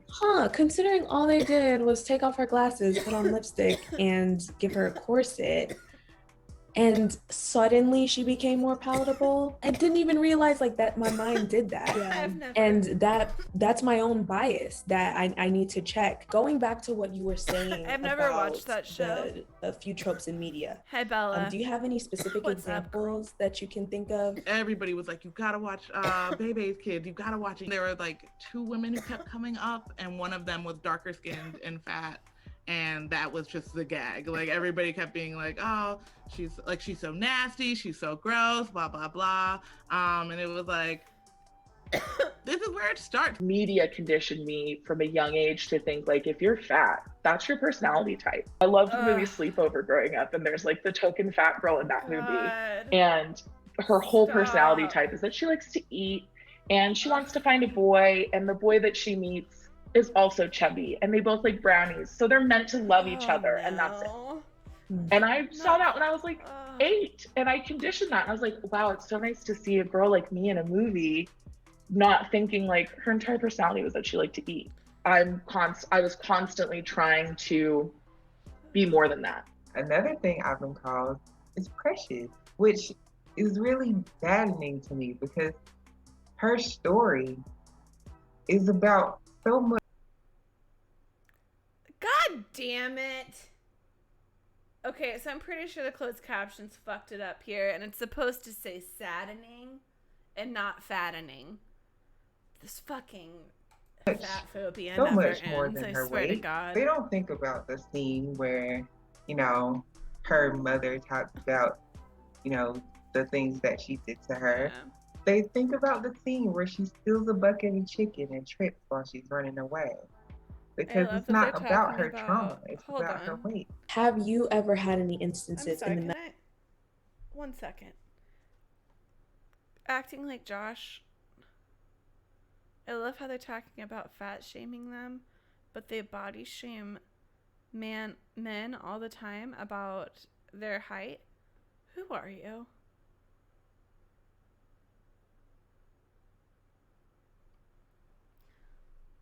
No, I'm scared. I'm getting scared.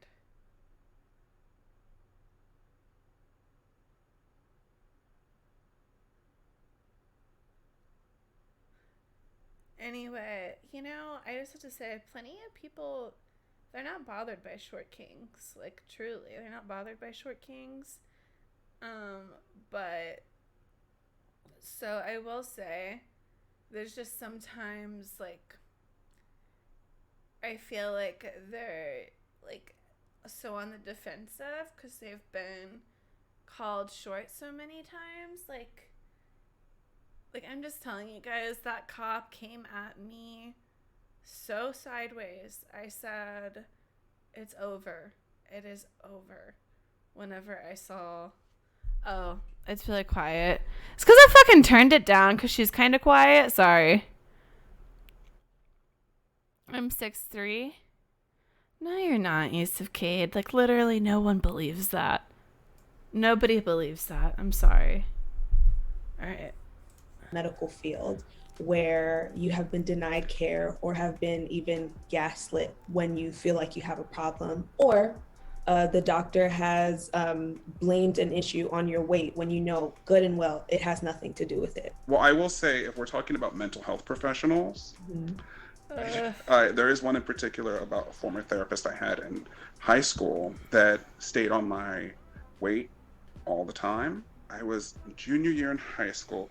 By this point, I had lost maybe 20 pounds. So I was... Guys, I'm sorry. What's the worst thing? Like, a professional, like either at school or a doctor has said to you about being fat. If any fats in chat. Did I say any lies though? Well, none of these people are really height shaming. I don't height shame.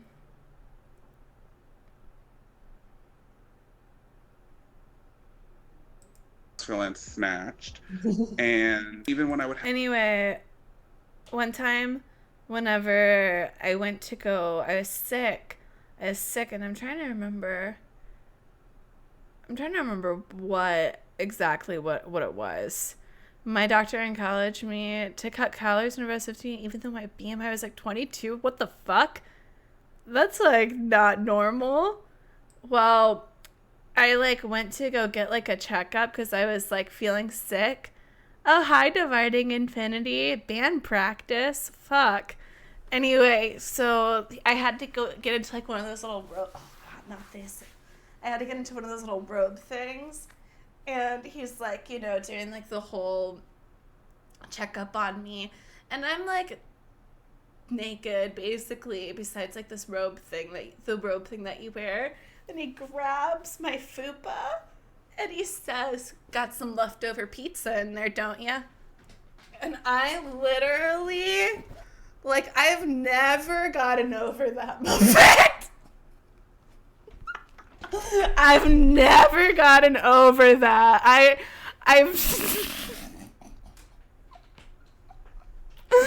but crazy thing is Sean and I had the same doctor growing up. And he did the same thing to Sean. Have therapy with her, she would talk about like, so, you know, Yes. Justin, I hear that you go to the vending machine at the end of the day. You know, why are you doing that? And I'm like, well, I have my nieces and nephews and I bring them home a snack every day. Or I have like chips for myself on the bus ride. Yeah, but how's that helping you? And things like that. To the point where, of course, like I said, I have OCD, I have depression and things like that, that she would bypass to discuss my body and my relationship with food. Yeah, I It was compressed. so Wait. deep in on what my body. I had a compressed celiac artery, born with it, but had no idea and suffered from complications from it. But my doctor refused to test me and just told me I needed to lose weight. Like, Jesus fucking Christ. Fuck. My mom was like, as you guys know about Mom Tron, she really pushed for me to get tested for nearly everything under the sun. And she was like, my daughter has thyroid condition and I know it. She has thyroid condition. And oh my God. I was like so pissed about this because I hate going to the doctor. And she makes me go. And she's like, Holly, just go. They'll give you medicine and you'll lose weight. And I'm like, okay, it's worth it to lose weight. I guess I'll go. And I go. And they're like trying to draw my blood. And my veins keep rolling. And I'm just like, I can't do this. And I look at the doctor so seriously. Because just like maybe like a year before this, I passed out whenever I was giving out blood. So, that's so obnoxious and mental. Let me live, Peanut Butter Kelly. Okay? My mom was right to do what she needed to do. Where was I in the story? You guys are making me get distracted. Oh, okay. Yeah, gave blood. Anyway, I was really anxious whenever I was giving, blood the second time, and I like said to the doctor, I looked at her so seriously and I said, I'm sorry, you have one last chance and I have to leave. I can't do this anymore. Because it had been like 3 or 4 times and she kept missing the vein and I was like, like shaking. Like I was like, I can't do it anymore. We'll try a different day. And then she did get me. But I think she tried like a couple, like I didn't leave after that time. She like made me stay. So I think she pricked me like 2 or 3 more times after that. And I was fucking, so fucking, Mom Tron is right. I did have a thyroid condition, but I lost my Medicaid that year because I was 18 and it was so sad. It was so sad. So now we just live with it. We just live with our thyroid condition. No Medicaid. It looks like. Don't you think I do that enough? Yeah. Don't you think I worry Goddamn about that enough? thyroid. I bet And you could mind get. you, I bet I could get you before first then, time. I didn't have They anything said I disorder. had something veins. I wasn't like binging and purging at that time. That came later, but I still think about that a lot. That like, you're my therapist, you're supposed to work with me on these things to help me Varicose? feel better or find positive Well, ways yes, to but channel these things, but you are literally making me feel like crap. Rolling, yeah. And it really just speaks volumes to how deeply ingrained anti-fat bias and fat phobia is in people who are supposed to be in some of the most ethical fields. It's almost as if her own I love her she was trying to nose fulfill her own ring. personal agenda instead of helping her patient. Is that like a little cuff or is feel it like an she was taking a actual nose separation as a ring? professional to help a child in need. That's what people say It when felt they like suck. she was Wow. in a way shaming me for something that she couldn't shame her kid about, or she was shaming me for a way that she couldn't shame somebody in her life about, because she had to worry about that. And of course, I'm an okay target. I got diagnosed in high school with chronic cluster migraines.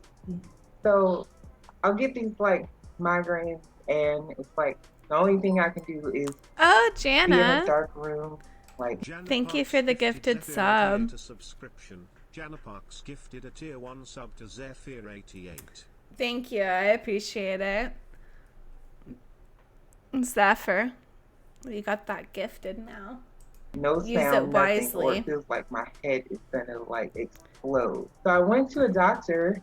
My mom took me, and Oh my fucking the first thing out of her god. mouth is, Junkie, well, you are that's overweight, fucking so a horror story. God, I am sorry. That's like fucking Jesus. I got a second opinion. I was taking birth control at the time. It turns out the thing that was causing the migraines was the birth control that I was taking, because the estrogen levels, when it changed the estrogen levels, that's what made me have migraines. For me, Wait. losing weight wouldn't have changed the migraines, because I would still be taking that birth control, and that birth control was what was causing it.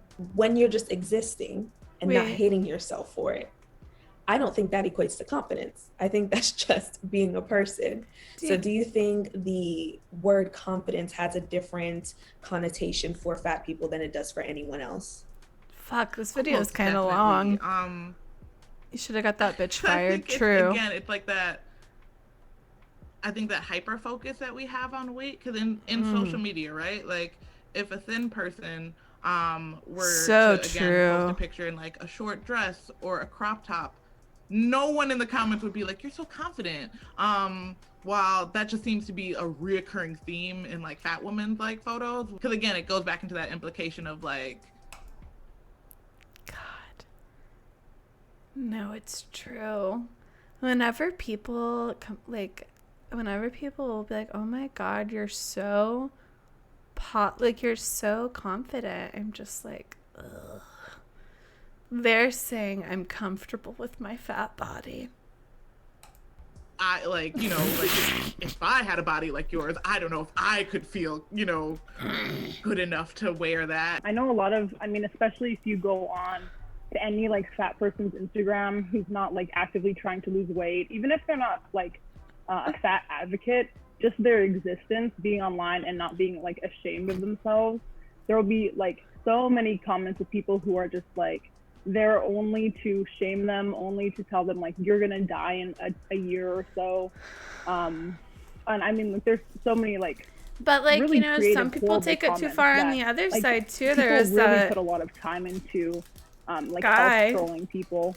And yeah, Zen. I think it's very accepted. Was that and, his like, name? People, you know, if a fat person posts something, like if The especially if they're in a bodybuilder, bikini or he something died like that, with like the bodybuilding. people will say like, yeah, well, I'm all for body positivity, but like this is too much. Like, I'm for body positivity if you have like rules when you Ziz. sit down, but like not when you stand up. Yeah, And it's a layered oppression, Z's. because people know Yeah, that it sorry, I'm exists, so and they know it's like, I'm- wrong, yeah. but they don't. How did he intervene die? Because they feel it's for the best. This is why there are people who are still in my comments to this day, willing to die on the hill. That I think even it's though kinda they've called Lizzo speculated, every animal in the book, but even though she strikes a heart so attack. much anger in their heart for simply existing in her skin without any regard to their comfort or approval, that's not a bias. That's not a phobia. That's not bigotry. It's just that they're really bothered And a by the sauna. existence of fat people, and they gotta let I didn't know somebody that. know.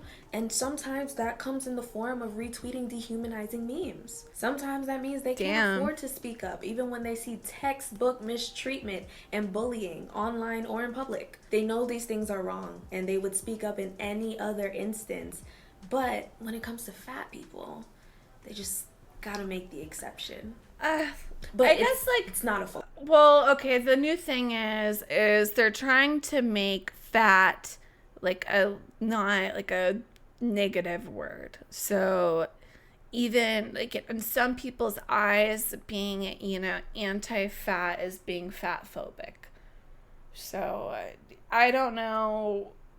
I don't really like the word fat either. Dividing Infinity. Dividing Infinity just resubscribed for 4 For months. 4 months. Sorry I missed my sub last month. About to head to work. Have fun, guys. Thank you so much for the 4 months. I appreciate it. You'll just, I mean, back right. I don't know. Your back dues. They're adding up.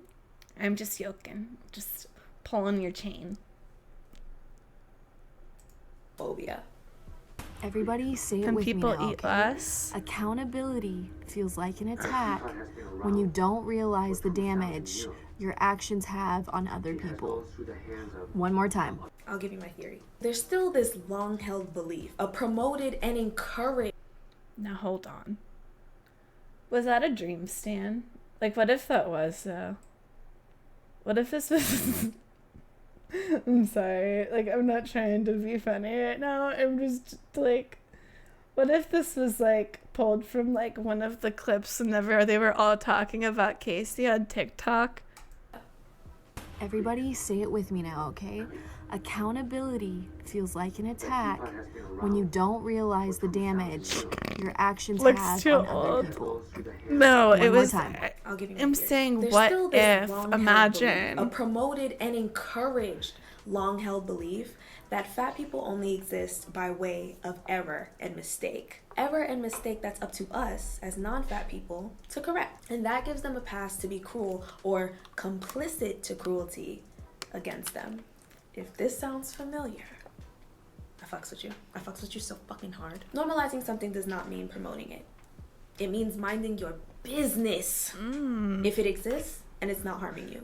This It girl means is not being thin-splaining. terrible if it exists. and it's Femcel, not be harming you. nice. It's very easy, and I know people are capable of it because that's the same thing y'all do and have been doing for skinny propaganda. You want to talk about promoting unhealthiness? We could TikToks that make never me hate promote fatness on the same level that Casey people Tron propagate. Moore. Shut the fuck up. Hold on.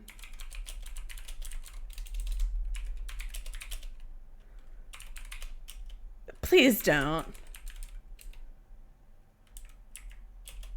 Oh my god. Okay, we'll finish this, but we'll look that up. Ever. The way skinny culture and diet culture have been propagandized, we have mentally attributed it to The only health, people I want to talk about fat wealth, issues. success, elitism, beauty, True. youth. Amber, Lynn, Chantel, and Holly. We've already had the conversation. In Well, that same anyone video, in the actually, Triple XL network, I about feel. laxative teas and waist trainers and how they're marketed. But we don't really talk about the psychological bullshit behind it.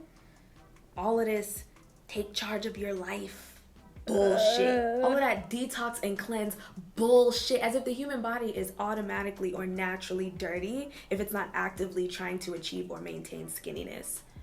What? It truly is propaganda. And again, I'm not just talking about the Instagram ads.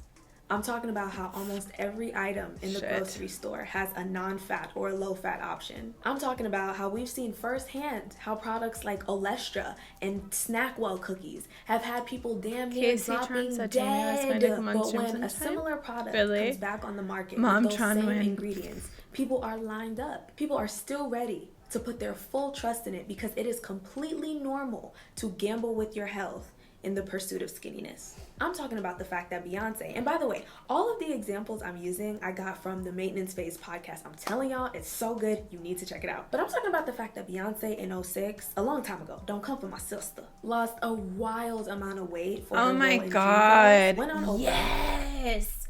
Holy shit, I forgot about that. Oh my god. Oh my god, oh, it's one word. Oh my fucking god, I forgot about that. Holy shit.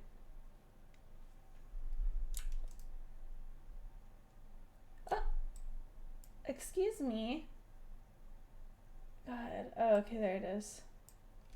This is really not just gonna get any bigger. Typical.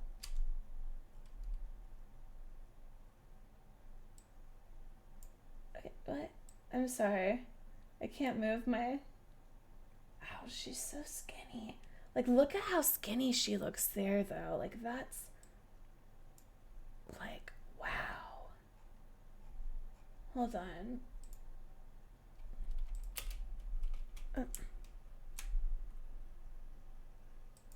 Like...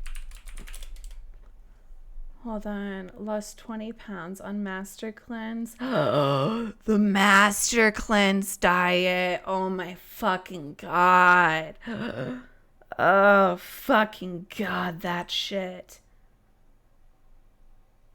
Oh my God.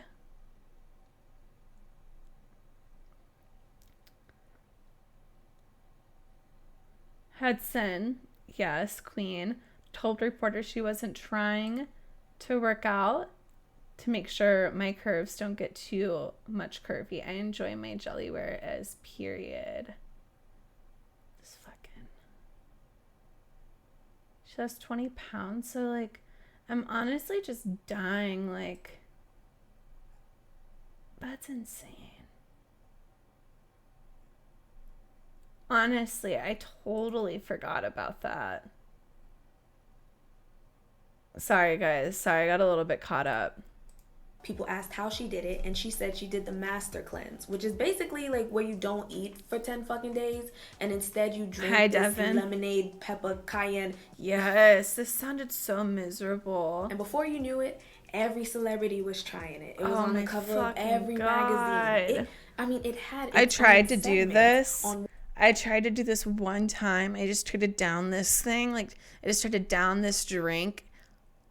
And I, like, sneezed because I put way too much cayenne pepper. one of, if not the most watched daytime talk show in the United States.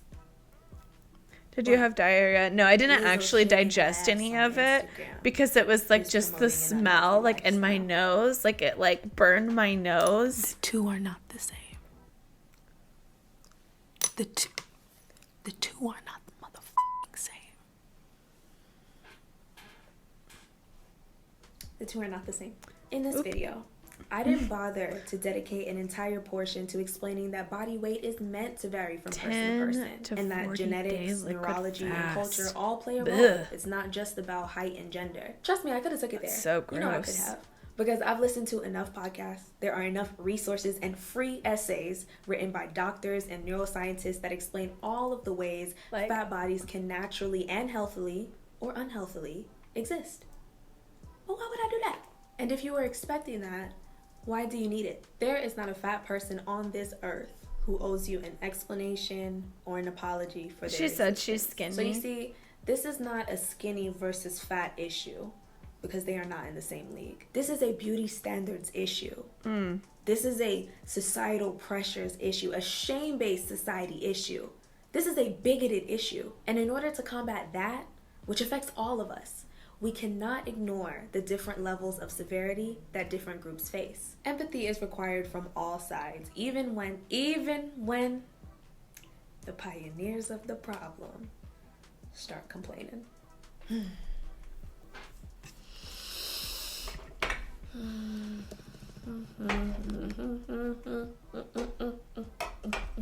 Let's take a break. We'll be right back after this word from our... No. Should we even feel bad for her? Especially considering this is a monster she... Is this and about Khloe the marketing Kardashian? is actually good. Yes, we're good. Okay.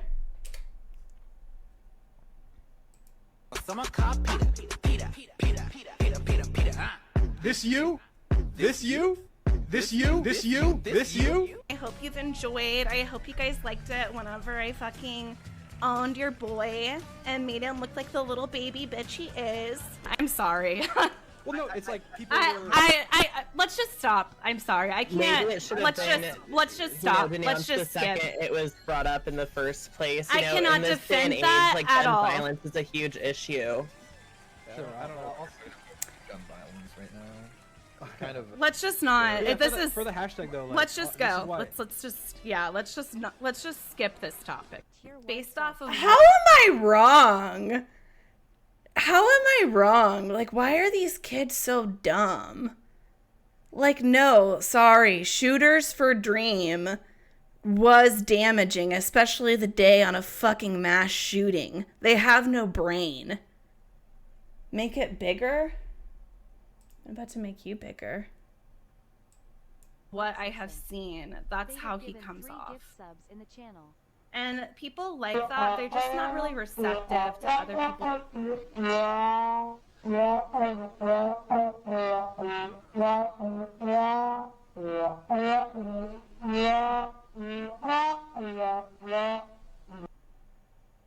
Yeah. So I just saw like 30 minutes ago on what Casey Tron did. She literally made Dream come out as straight even though he is unlabeled. She made fun of his ADHD and mocked his stutter, so did her fanbase in the chat. She also said George and Dream are queer baiting when they're not. No, they're not actually dating, but they let people ship them, and they even ship themselves. And there's a million of us just like me, who cuss like me, who just don't give a fuck like me, who dress like me, walk, talk, and act like me. It just might be the next best thing, but not quite me. I'm Slim Shady, yes, I'm the real Shady. All you other Slim Shadys are just imitating. So won't the real Slim Shady please stand up? I tried to debate this motherfucker and he couldn't debate. I'm sorry. Like, literally, I tried. Like, I literally tried. I tried, and I was like, do you want to explain that more? I literally said, do you want to explain that more? And then he couldn't. He couldn't. He could not. Please stand up. Please stand up. Get me in a call.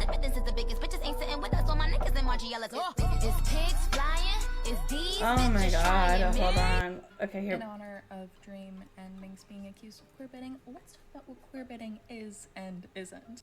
According to Wikipedia, queerbaiting Minx isn't straight. Is a marketing technique for fiction and entertainment in which creators hint at and then do not actually depict same-sex romance or other LGBTQ representation. So in the 1930s, the Hays Code was implemented. This was a form of censorship that basically made it impossible to display queer or trans people in media without those characteristics being demonized. For example, Ursula was based off of a very famous drag queen, but those characteristics are quite literally why she's a villain. Fast forward.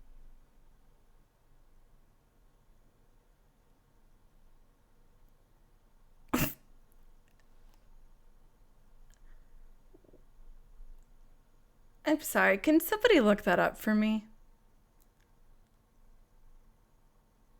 I'm really, really sorry. Could please somebody look that up for me? Who was Ursula based off of? Is this person just making this up?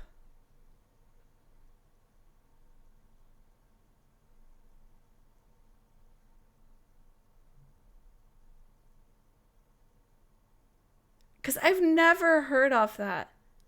It's true, Ursula's look was based off Divine. Okay.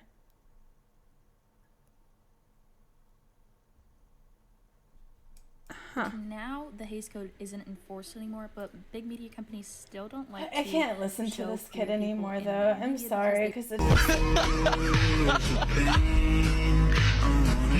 Not only that. Wait. Was that girl in a plane with no mask? Definitely during quarantine. Casey said Dream cheats in speedruns. It's a literal block game. So what if he did not? Saying he did it shouldn't matter cause she never once was part LF the speedruns, I think. That actually is not true. A bunch of people actually got, one content creator in particular who was in this whatever speed run with Dream got an insane amount of hate because they should have been the actual winner, and Dream winning unfairly Casey not only caused them to be fucked over, but they also got harassed for it. Her brother and her sister got on and told Dream to control his animals. We were doing nothing to... That is not true. control his animals.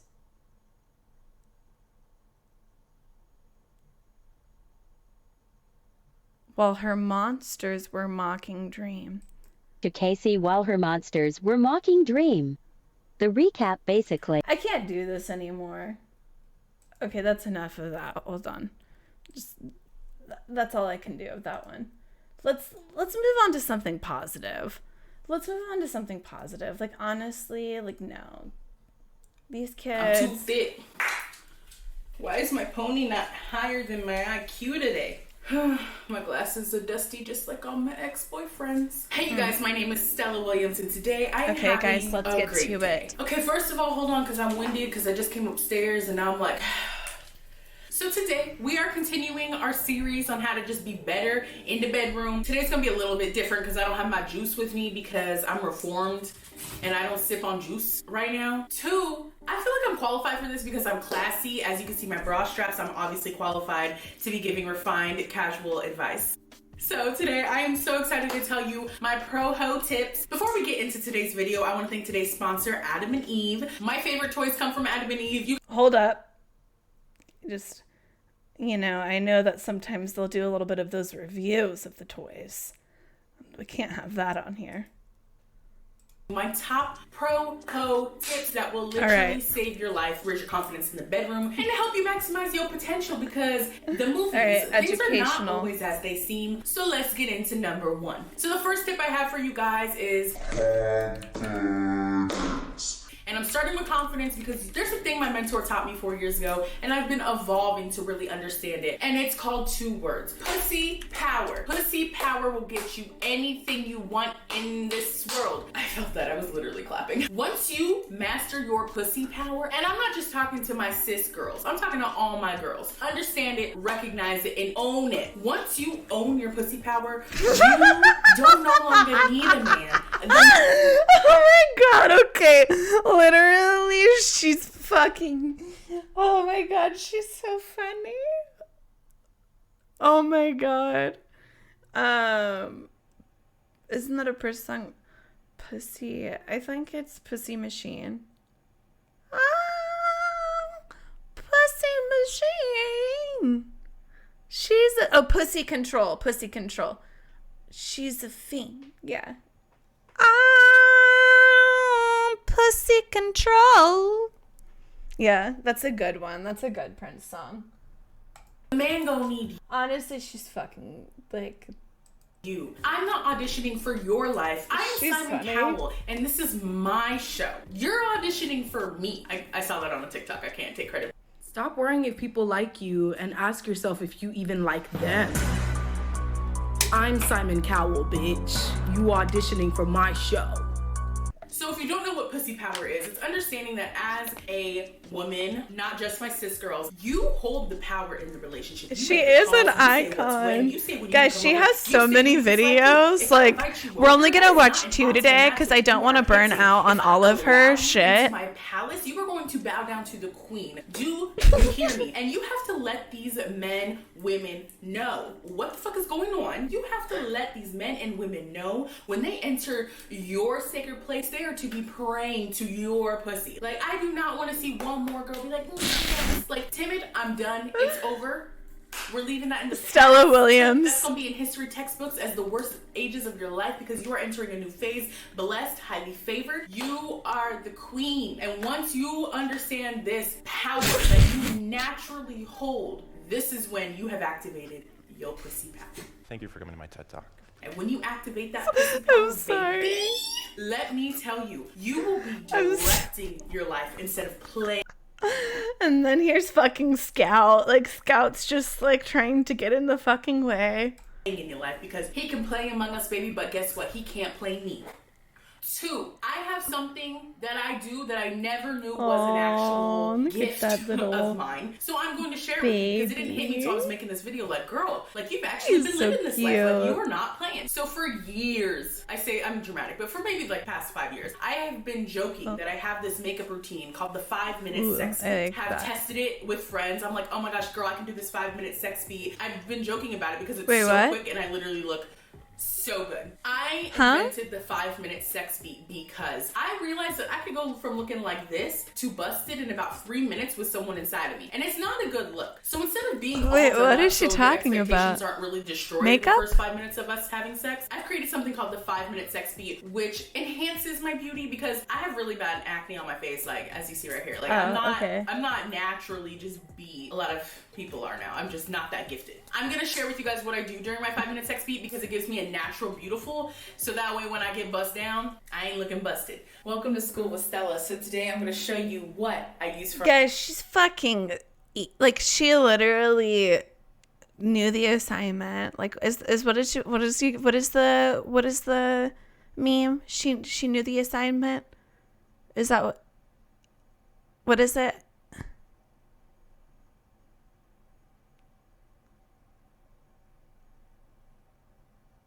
Okay, whatever. You guys don't know anyway, so I'm not that embarrassed. She understood the assignment. Okay. Thank you. Thank you. Guys, like, we're even getting a makeup tutorial right now. Like, fucking Stella Williams is for a server. Tinted moisturizer from Laura Mercier. If you don't use a concealer, I recommend this because it is a moisturizer, so you get an extra moisture. We love her. I'm in the color caramel, but I got a little tan, so I'm probably not so caramel anymore. She is I fire. also am So just now we have wearing 1, 2. the We got like tinted 5 products here, so let's moisturizer, get so you to guys it. can actually see After all you my do this, freckles. highlight with Gold Deposit from MAC and Fuego from Dose of Colors. Okay. Then I'm gonna hit them with the eyebrows. I'm not gonna shape. I'm not gonna do all that. I'm just gonna fill She's it got in. the micro brow. So my face isn't just a color of foundation. That's not a good look, sis. And then we're gonna hit them with some mascara. You're gonna put the mascara on. It's gonna give natural. You see how today I just got a little mascara on. I got baby lashes. That's what we're doing today. You're gonna put on some chapstick. The chapstick means the chapstick of my choice is the EOS Lip Balm and Strawberry. This is all you need. This is mine. Holy fuck. I don't know where you guys can get this. But this is so fucking good. I can't stress to you.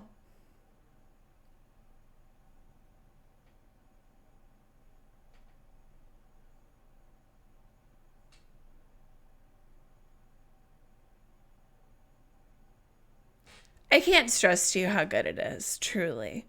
I don't know. Anyway,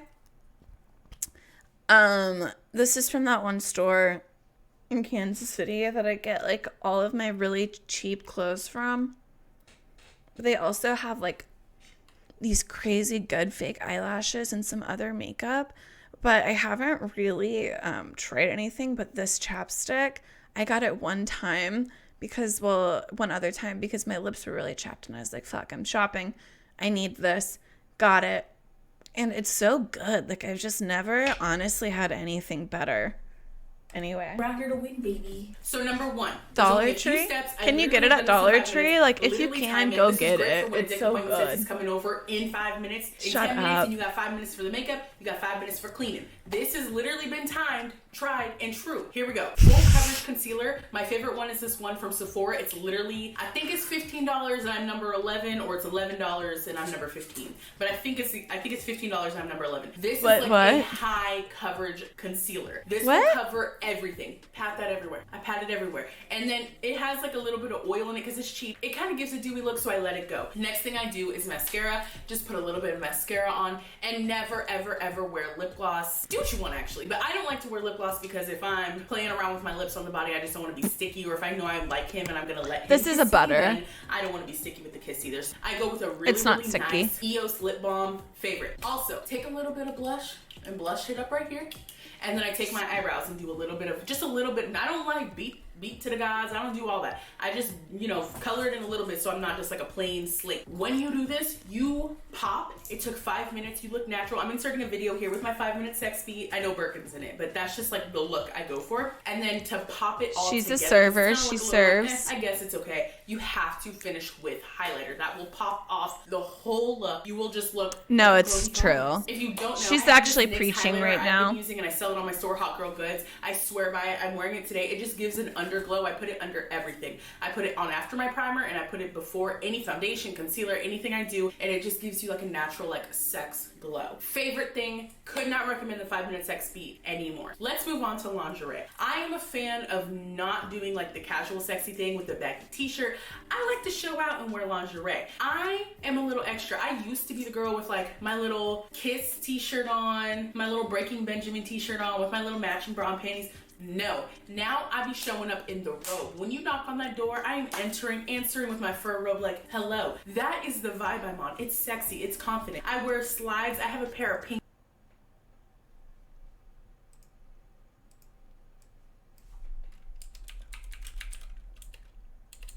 It's like,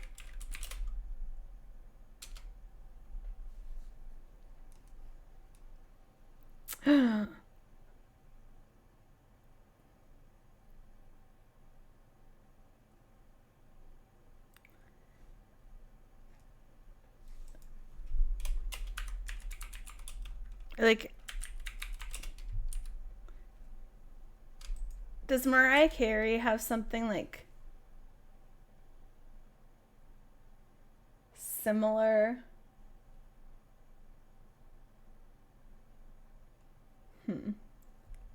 So I'm not seeing any Mariah looks. So I was hoping to get some inspo. Pink Uggs, and I only wear them when I have male company. They are in pristine condition at all times. There's never times they looking funky, they looking like I maybe need to get a new pair. Never. They are in pristine condition. So I will put on my pink fur slides with my pink nails and my pink toes and my pink robe with my 5-minute sex beat and my hair flowing, and I will be that bitch. So when you step into my palace, you know who the queen is and you know how beautiful she is, and you will bow down because you are going to be in shock. You I am. be in awe. And then you go look at this. Mariah Carey is the queen of lingerie. I don't care how quick this man's coming over, this woman's coming over. You got 5 minutes to take a hoe bath. They call it a hoe bath for a reason. It's the bath for my hoes. Hop in the shower, shawty, hit the pits and the pit, and that's it. It should take no longer than 2.5 minutes. I swear on my life. Oh my Get God. these one areas, Wait. Put the rag up in there and swirl it around. Do the 2-step. Has anyone ever done this? And get it out of there and keep it moving. But you have time for a 2-minute shower. After that, do the bare minimum. Lotion up, walk away. Yes. Spray a Well, little like perfume, literally like a 5-minute prep, you're like, oh shit, I gotta wash my pussy. Like, let me put on my lingerie, let me put on my makeup. Like, she's Remember, too. We've had this time before. We've had it before. Just a little spritz. 5 minutes? But you have time. If you only got 10 minutes, first of all, 10 if you only got minutes. 10 minutes. Make them wait 5 more. Make them wait, sis. No one said you gotta answer that door when he knocks. Meanwhile, we are douching, shaving for 30 minutes to an hour. That's what I'm saying, you know. We need, you know, if I'm trying to, like, do a real cleanup. Don't answer it until you're ready, because it's about you. If he's sitting there waiting like, girl, I'm outside, you can wait. You got 2 legs, you can wait. I live in a secure building, you can wait. I waited for you to DM me back, so you can wait. I waited for you to text me back, 10-minute wait time, but you can wait. That ties back in notification. Her next video is how to ride a guy. I'm gonna have for you today. This has to be a series because this could go on forever. The next one I have for you guys is safety. I don't care who you are having sex with. Safety is key. Me douching for an hour last night, and it's protection is when I'm in a committed relationship. Okay. When I'm in a committed relationship, Oh, because shit. I trust that my partner and I have both been tested and we're safe. Please be safe. Be protected, because it just takes one time and it just takes the wrong person to ruin literally everything. And I want that to stick with you the next time you're having fun, because I want you to have fun. I just want you to be safe. I want you to be healthy, and I wish nothing more than your prosperity, but you have to be safe and healthy to do that. Today, those were my top. Okay, hold on. Girl tips. All right, wait just a second. I have to watch this Hey one. you guys, my name is Stella Williams, and today we have a very fun video. We are doing a story time. I put on my Instagram stories that I was in the mood to do a story time, and this is the one that was requested. I will tell you this did is happen called- sometime in the timeline of 20. This is titled My Worst Bedroom Experience rush to the emergency room. 20. Didn't really know when I was going to share this story because I don't do a lot of story times on my channel. But here we are. Very excited to share this with you because I think it has a grandeur meaning. And Hey, I think Sassy you guys will Siren. relate. Before we get into the video, I want to thank today's sponsor, Eucora. I used to be one of the people who thought cranberry juice after sex was going to save all my UTI issues. Turns out that's not really the case for me.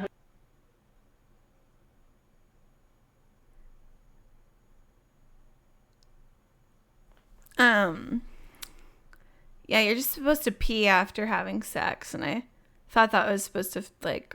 100% of the time. So Eucora specializes in UTI prevention, maintenance, and rescuing. I've had huge success with Promote, which balances your vaginal microbe. I don't really know science. Again, not Bill Nye. Balances you down there, which has been because I get them off the counter. Repeat Please after don't me. be a I prolapse, am not like an always a good girl. For Eucora themselves, me, and how we ended up in the ER. It did not end well. Good product for you to try. I really hope that it works for you guys like it's worked for me, and I'm so excited. Now, thank you, Eucora, again for sponsoring this video. Now, let's get on to the actual video, because story time, how we ended up in the ER. It did not end well. For me, I was fine, but for the person I was having sex with, it did not end well. So let me just take you back to the beginning. Someone had come over to my crib. Welcome to my crib. I was ready to go on. It's on and poppin'. This person came over like frequently, so it wasn't out of context to immediately just like jump into the bedroom. They wanted to get a little freaky. They were like, oh, like let's just do anal. And I Wait, was like, excuse me? Hold on. Dank Buddha stank. A UTI is a urinary tract infection. So, like women will get them because our vaginas are very sensitive. And if you disrupt our pH balance, it can cause irritation. This is just like a little bit of an educational lesson for you. So, I mean, if you're not using protection, it's always, I mean, either way, I think it's always recommended that you pee after sex to get any of that just out of ya. Just get it right out of there. Maybe I was misunderstanding. I thought you meant praying. Oh, no. Not peeing as like a, yeah, you can't just pee it out. That's piss queens, yes. Love wins, it's true. And because the anus is closer to the urethra. So it's like a literal thing. Thank you, Jana. Like, thank you for making me feel more validated in that. It's a real thing you're supposed to do. okay, but not tonight because like I'm cool off of it. First of all, I feel like a lot of women are like, that's way until Girls marriage. pH strips in I'm their like, that's a boots. Tuesday. Just kidding, I don't like to do that. I don't know if they that's a decided to serious not question. At this time, I'm getting it from the back. It's going good, but they're testing it. And you know what? I like to be respected as a woman. I don't like to be tested. I don't like to be pushed. When I say no, no means no. Period. I decided to go for it, and I said no. Wait, before we even get into all that, this is like in the first like 3 minutes. So like, Hold I'm on. not Yeah. willing to Okay, like honestly, like let's backtrack. as a woman. I don't like to be tested. I Hold don't on. like to, I need to backtrack. but not tonight because like I'm cool off of it. First of all, I feel like a lot of women are like, that's wait until marriage. I'm like, that's a Tuesday. Just kidding, I don't like to do it that often. So they decided to not listen to me. At this time, I'm getting it from the back. It's going good, but they're testing it. And you know what? I like to be respected as a woman. I don't like to be tested. I don't like to be pushed. When I say no, no means no. He decided to go for it, and I said no. Wait, before we even get into all that, this is like in the first like 3 minutes. So like I'm not warmed up. My engine isn't ready. The car isn't heated up. There's Oh my snow on the windshield. hell no. The defroster hasn't, made it safe to drive yet. I'm not like there. My turned on level's like here, and I have like a lot of work to do. That's the problem with men. I feel like they just jump from like 0 to like 10, and I'm at like a solid 2.5. And the old me used to fake and pretend She's I was at a spilling. 6. It doesn't work like that anymore, boo. I'm not ready for that. Things are a little dry. I don't know if you've ever been to Palm Springs, but it's dry and hot. I wouldn't say it was necessarily I'm hot. sorry. The hairdresser probably was taking notes, sis. He decided to throw it in. Trying to fit a wrecking ball through a basketball hoop, that's giving him way too much credit. Probably not gonna work, especially if that basketball hoop cannot expand yet, I literally was like, okay, like literally stop or I'm getting up. So I just turned around to like really get him off of it. I don't want to take us really out the mood yet because it wasn't like that deep. It was just like, stop pushing it because now I'm getting like a little annoyed. So now I'm on my back and he's standing up and we're having fun until he's like, hey, I think you're on your period. And Wait, what? I'm not supposed to be on my period for another 2 weeks. Like, I don't understand. I'm super embarrassed. I like run to the bathroom and I'm like cleaning up. So I come back and I was like so apologetic. I was embarrassed. So I was just really trying to be like, yo, not like, this. like, No. Wasn't me. I learned this word in a recent video, the frenulum. Ugh. It had torn. So after helping him clean up, I lift the rag and realize he is gushing blood. Oh, so it wasn't me. You're uncontrollably bleeding. Things turned after that. Oh my god. Okay, I thought he tore her because like romantic moment. We were freaking out. It would not stop. It was like literally like a waterfall, just like like blood. It was disgusting. He's like holding it with the washcloth. I'm freaking out. The blood is going all throughout the washcloth, filling it up. So I go to my kitchen. I grab my new kitchen towel, throw him at him. I'm like wetting him, throwing him, he's like holding it. I'm like, what do you do? And then my first instinct is go to the ER. I've been very bad. He broke it? Jana, he broke it? I've seen one.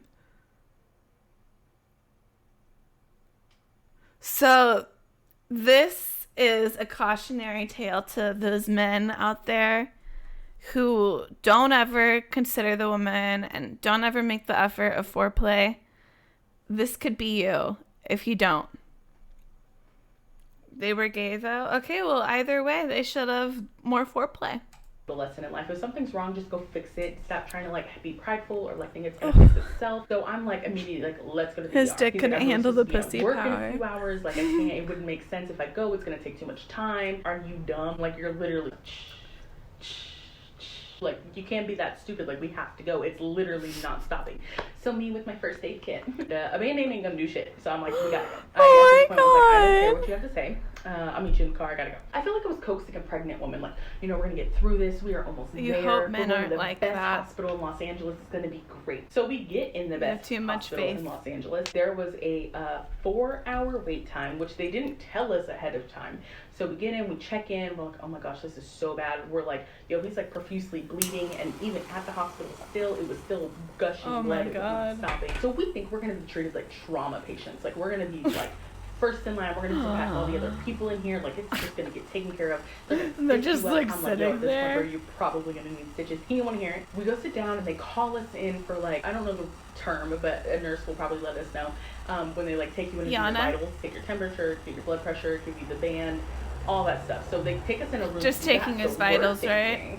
That happened in like 10 minutes. Like we're on and popping. Like we're about to like, you know, like it's about to be great. So it wasn't. We sat there for 2 hours. At this point, I think the bleeding did subside a little bit, and I'm like, okay, like what's going on? At this point, I'm just trying to be She good. is an angel for staying with him. Like, if that was like a one-night stand, I'd be out.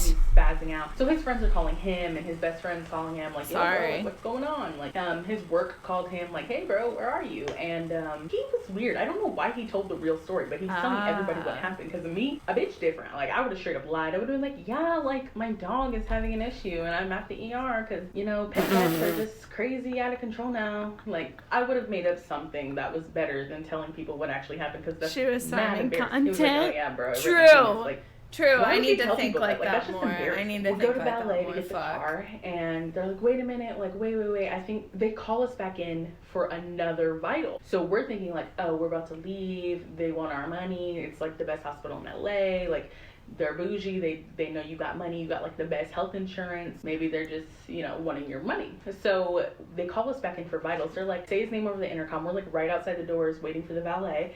And we're like, okay, well, great. Like, let's go back in. Like, maybe they're going to take us. This is not to, like, take away from people who are in there for, like, real emergencies. Because at this point, I'm like, this guy deserved it because I told him to stop. He didn't. That's all that, like, I want to be clear. That's all that's running through my mind this entire time. Is like, I told the man to stop. He didn't. Now look where we are. I just believe in instant karma, and that was just instant karma. Like, that's... You can't get more instant karma than this situation. We go to leave because I was like, hey, I used to live in this city like by Calabasas, and literally it's just full of old people. No one's there. Bet you the hospital's empty. Let's just go there. So that's why we were leaving. So when they called us back in, we sat around for like 10, 20, 30 more minutes. And after 30 minutes, we're like, we're done. Jesus so we get back in the car, we get the car, we have the dog, and we go all the way to West Hills, which is like a city by Calabasas. Fuck, I didn't take the dab. God damn it. In front of us, no one's here. It's super empty. He gets seen right away. He gets called right away. Right away to do vitals, right away to do everything. This is where things kind of mellow out for him, and this is where shit gets turned up for me. Because, you know, he's getting taken care of, whatever. He does have a rip. He does need to get stitches. Like, he's just like, bro, what is my life? And I'm like, instant karma, but, you know, I got you. We'll take care of this. It's fine. This is where shit hits the fan for me. So I have my dog Birkin. So Birkin could go in the last hospital. For me, it doesn't make sense. Like, what if I wasn't with someone else? Like, what do you do with your dog? So I just took her in the last hospital. So I was going to take her in this one. They're like, oh, is she a service animal? I was like, no, but she is my ESA. I'm like, here's my paperwork. Even though you don't have to show them your paperwork, I do that because I'm like, I already know you're about to say something, whatever. And they're like, no dogs allowed in here. I was like, you know what, fine. Like, I just want to get this man treated, so I'll go put her in the car. Super cool outside, like maybe like 50s. She's fine. It's night. I had her cage in the car. We had blankets. Like, she was totally fine. It was super late at this point, so like I knew she would probably just knock out. It's fine. I had someone who actually broke their hours. Oh, okay. He didn't break it. We couldn't have visitors in there, so like I'm literally just waiting. Like, bro, I don't know why we weren't texting. Oh, I love how leaving the dog at home was an option for her. I know. She was like, I left my phone at the house, and then I didn't have any form of communication, so I was just waiting. This new security guard comes on, and he's like one of those fake people that try to be friends with everybody. I went outside to check out Birkin, and I come back in, and then read he his ass. Kind of small talk, and then he was like, "Oh, do you have a parking pass?" And I was like, "No, I'm parked in emergency parking." Literally, there's one person. At this point, there were maybe like 4 different people here dealing with something, and so I was like, "No." He's like, "Well, they're gonna come around and they're gonna ticket you." I'm like, "Dude, there's literally no one here, but okay, where can I get this pass?" And he was like, well, that's not the point. The point is you're just gonna lie. And I was like, all right, dude. I was like, look, I got my dog in the car. It's right there. And he's like, oh, you have a dog in your car? He's like, do you know that I can call the police? I'm like, dude, she's in a cage. She has blankets. The windows are cracked so she can breathe. She's fine. Like, she's completely fine. It's late at night. She's gonna sleep. She's fine. And he was like, I really think I can call whoever he was gonna call. And I was like, you know what, this is out of hand. So at this point, I'm turning into a Karen. I'm just gonna go outside and get my book. So I go back to my car, I get my book, I come in, and then he brings up the dog again. He was like, do you know that if you have an animal in your car, blah, blah, blah, blah, blah, blah, blah. I'm like, dude, I'm at a hospital. Well, can I bring her in? And he was like, no. And I'm like, so I'm at a hospital for an emergency. I can't bring the dog in. I can't leave her in the car. So what the hell am I supposed to do with my dog? And this is like where I'm starting to become a Karen. It's getting super heated back and forth. And praise be, the guy comes out ready to go. I was like, we need to go now. And I'm so glad that happened because keep in mind, we'd been here for hours. So I'm just glad like that ended at the same time. So then we went back to my crib and like decompressed about it for a second and then went our separate ways. But it was really interesting. It was interesting because like it was a real like vulnerable moment for 2 people who were not really in a vulnerable state to like have to take Maybe care I of just need to turn my volume up. All in all, it was a crazy experience. One Hold up. story is if a girl says stop, stop. Like that's what I got out of it. That's why I'm like, whatever. That's like a super crazy story I've been really wanting to share, and I'm glad I got to share it. So if you want more stories, I have a few more that I definitely want to tell. I think I'm gonna tell another one really soon. Just this has been so crazy. Guys, she's so funny. Oh, my mom's calling me. What's going on, Down Day? Oh, yeah. Well, I'm streaming right now. Okay. Love ya. Guys, let her be. Let her be. If we ever want her to appear, like, we have to be careful.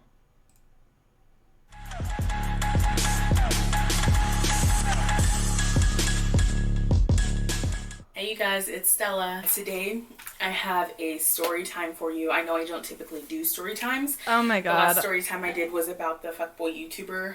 Guys, I'm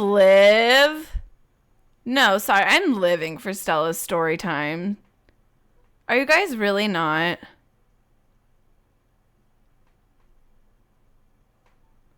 This one is titled, My Boyfriend Slept with My Best Friend and Robbed Me.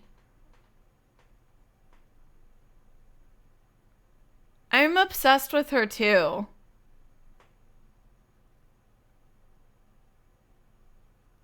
Okay. Honestly, I said we were just gonna watch 2. I'm saving this one. Like, I'm gonna save that one for later. Okay, hold on. Like, I can't go through all of Stella Williams' content in, like, one day. Like, she's honestly just, like, too much of a queen. Okay, hold on. Maybe it goes back to that forager, Straight talk. like hunter-gatherer mindset. Excuse me? During Pride I'm Erin Month? Sheffield. My name's Dave Sheffield. I am a care coordinator for people with developmental disabilities. I own that. So this is called We Make $3K a month selling trash. A small manufacturing business. When we're not doing that, we go dumpster diving. Ugh, I was slimed. And we sell the things that we find and keep the money.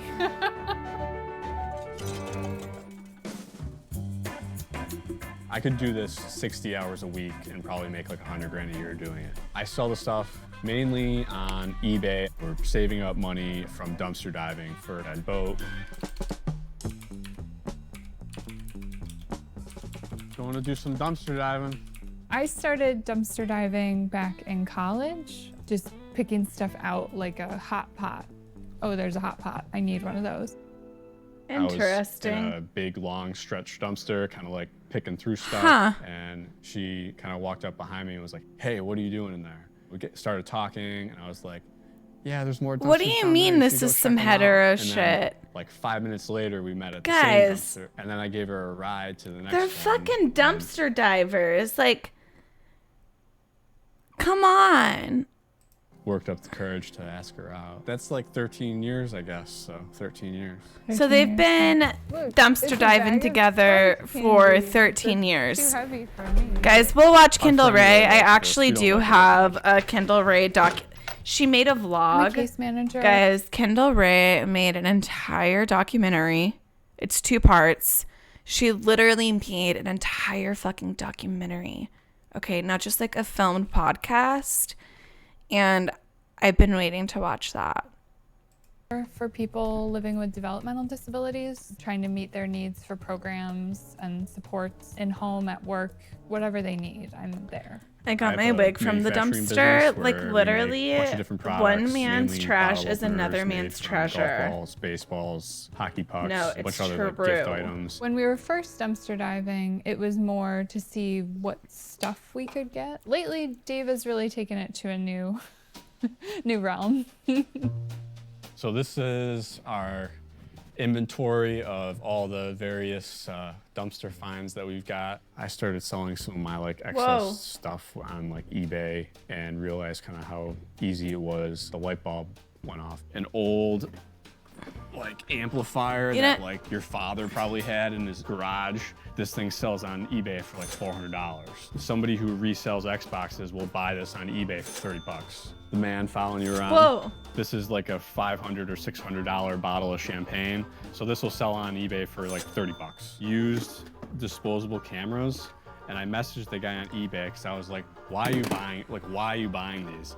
And apparently there's like capacitors in there that he uses for like, Flux capacitor. yeah, for He's his time building a machine. time machine. Like at a certain point, it becomes more than just like beer money or like pocket money. Pay rent. We repaired our furnace with like Wait, can we get the documentary about that guy? Like, what? Casey's doing this with stuff she stole in Texas. cash I got from scrapping. Uh-huh. Our cost doing this, well, I mean, the biggest one is our time. I bet you I fill up my truck 2 to 3 times a month, and that's $50 a fill up, so call it $150. Maintenance and tires and things like that, it's probably like, call it $50 a month in maintenance. You know, fees for selling things online. If I look back over like the last 3-4 months, I've been consistently making like $3,000 to $4,000 a month. I started looking on Craigslist. I and mean, Facebook come on, that's Marketplace pretty for a decent. boat. 10 grand sounded like a good round number in my head. I set up some alerts for Craigslist. We are headed to Wait, what is Office he? Depot and GNC. I'd say like What? 30% of the time I find something. That could be like a 50 cent chunk Oh. of metal. No, It guys, could this be, is a good idea. hundreds They're of going to like good places to dumpster dive. Write that down. Oh, okay. We're sorry. All right, we'll get out of here. Okay, someone took you first. It would have, liability. Sure. We understand. Yeah. We're sorry. Okay, thank you. And that woman was actually really, really kind and just politely asked us to leave. She didn't ask us to put anything back, which was great.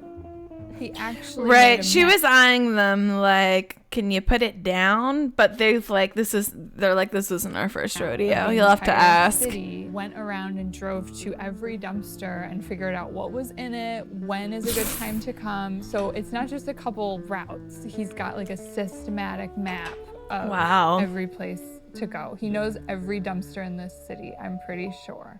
Wow, King. We are at a company that maintains copiers and printers. This is a perfect example. This is like a brand new part. It's got the part number on it. So I would just type this into eBay. Some of this stuff is like, we won't be able to resell them, but we can scrap them. But even if it's just scrap, you know, that's still 7 cents a pound. So it adds up. This is a drum unit for a printer, and this would likely sell for between $50 and $100. It says like used, What? out of order, but I can tell just by experience that that's one of those parts that if you buy new, it's probably $300 or $400. $150 part new, so it might be $20 or $30 used. When he shows me what he's selling, sometimes I'm like, I can't believe somebody bought that, but they do, and like we keep making more money. I'm fucking. Okay, I could work with this. They're making out like bandits. Like, honestly, I have a relative who dumpster dives in rich neighborhoods in southern Florida. She gets some interesting stuff. We can give it away The garage to is people in packed. our community for free. If it's like produce, Oh, anything green, come on, we can guys. usually give it to our chickens. They love everything. Oh, okay. May 28th, organic, 2% milk. I'm gonna drink that. I drink a lot of milk, you know. I'll probably drink a couple of those. Hi, Sputum. I'm gonna drink that milk.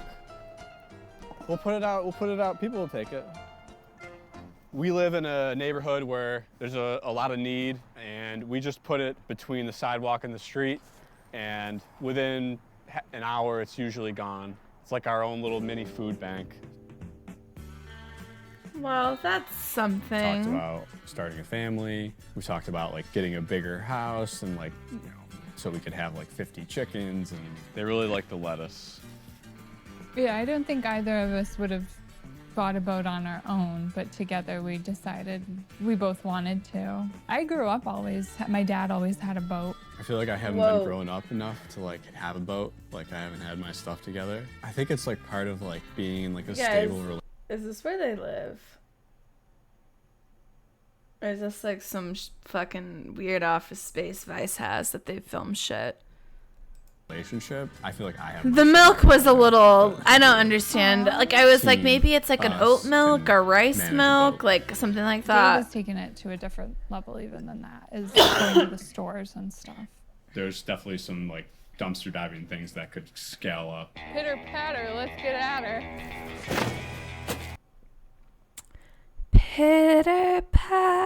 Pitter patter, it's just my heart, what does it matter? Dreams are made, but then they're shattered. Pitter patter. Okay, Letterkenny. One of the places that Wrong, that's not even Letterkenny. Dumbass. I go to regularly, they refurbish That's documentary now. emergency vehicles, so like a cop car or ambulance. I haven't started a watched conversation with them, Letterkenny. like, oh yeah, I stop here pretty regularly, and you guys throw away a lot of material that I can scrap for money. Looks like a brand new car seat. It's definitely at least like $260. I'm Why sorry, didn't you Danielle. Just throw it out. And they're like, I well, didn't we mean just- it. We can't be bothered. Like, it's just too much of a hassle.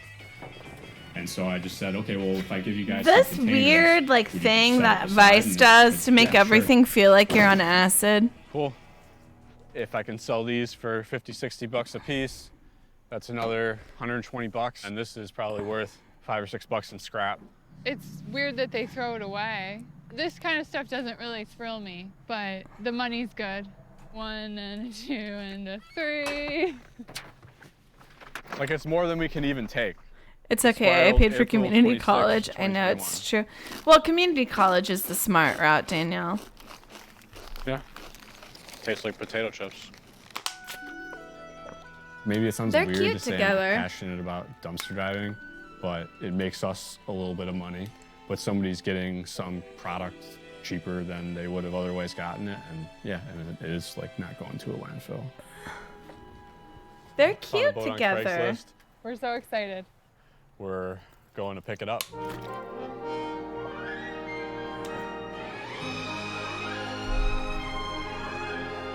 Damn. All right, most of it. Yep, you're good. Why is it beeping? Average Cheru. Average_Tara gifted Bug Boy the subscription. Average_Tara gifted a tier 1 sub to Bug Boy. This is their first gift sub in the channel. Oh my god, a first time gifter? That's literally so kind. Bug Boy TV, that's, you know, it says, wait, 7 months. Thank you. And thank you.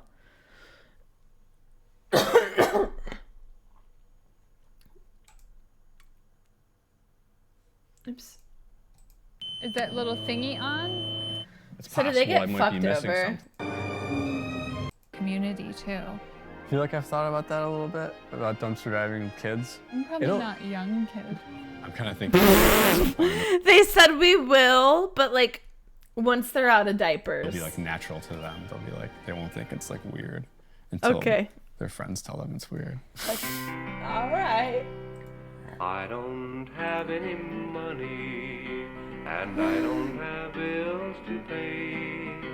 Been broke so long it ain't fun. We kind of joke about it sometimes that I'm like very lucky that I found a girl that is like kind of into the same things that I'm into, and is like, oh, you found this in the dumpster. How Like, did they? Like, that's so awesome. honestly, Like, how- it's like few and far between. It's Like, just this really a love meant to be. story. It's a love story, baby. Just say yes. I'm gonna give you a tour of the garden. This is how we end climate Okay, guys, I guess this is like maybe a cult. change. Grow your own food. Alpha, what do you do at the commune? I live, love, learn. Hello, this is the women's cabin. So we're back at the garden and there's like 15 new people from TikTok. Another TikToker has just arrived for a tour. And you are also welcome to come here. The address is in the description. Honestly, look how cool this place is. What? The garden, that intentional commune all over the For You page, is most likely a cult. They have an open door policy. It's really not safe. Please don't go there. Many people involved in this cult are f***ing QAnoners. This girl Oh, made the cat no. into a hat. Like, people are spending countless hours of their day making like extensive YouTube videos about me. I think Rel actually got the first TikToker to come here, and that was the moment where the light bulbs flicked. So yeah, we all started making TikToks. This is probably gonna be the last video I make for a while. I wanted to just show everybody what we're doing. And it blew up into like this crazy hate campaign. Update, I was just on the cult leader guys live, and they admitted to killing and eating a cat. What the fuck? Hold on. They said all gas, no brakes. Is that what that means? Is that what that means? Did I use that right? Or does that mean something else? Okay, hold on. Real quick. I'm gonna go grab another water.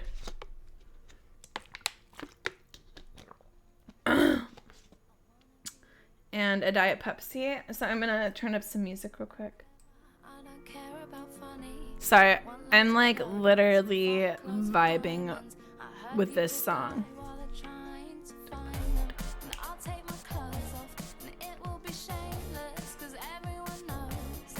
I don't know if I can actually walk away while this song's playing, but I'm going to. Oh! Oh, wow. Why Amisabat just gifted 5 subs. Honestly. What do you want?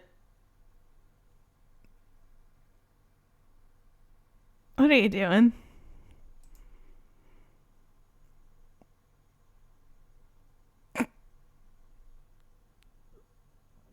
Thank you for the 5 gifted subs. Why am I so bad? Up to something. I'm just a simple pay pig. True. That is true. Okay. I'll be right back. I'm gonna go get a Diet Pepsi. Please clap.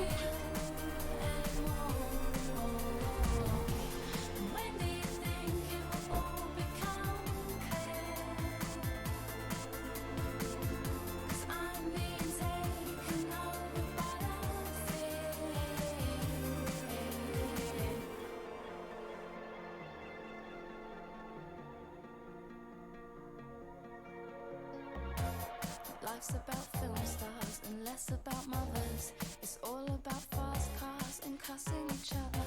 But it doesn't matter, cause I'm packing plastic. And that's what makes my life so fucking fantastic. And I am a weapon of massive consumption. And it's not my fault, it's how I'm programmed to function. I look at the sun and I look in the mirror. I'm on the right track, yeah, we're on to a winner. I don't know what's right and what's real anymore. And I don't know how I'm meant to feel anymore. When do you think it will all become clear?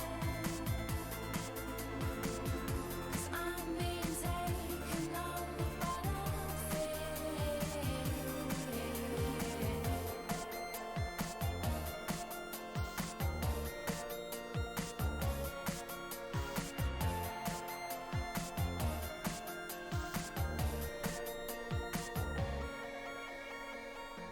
Forget about guns and forget ammunition, 'cause I'm killing them all on my own little mission.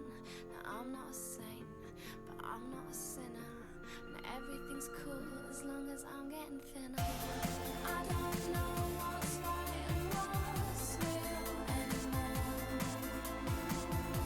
And I don't know how I'm meant to feel anymore.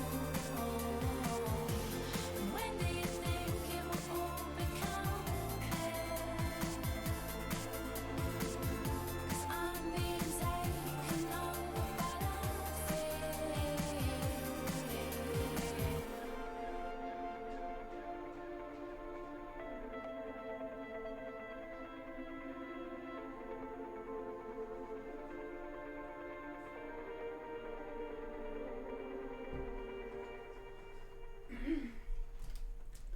Is Sean live yet?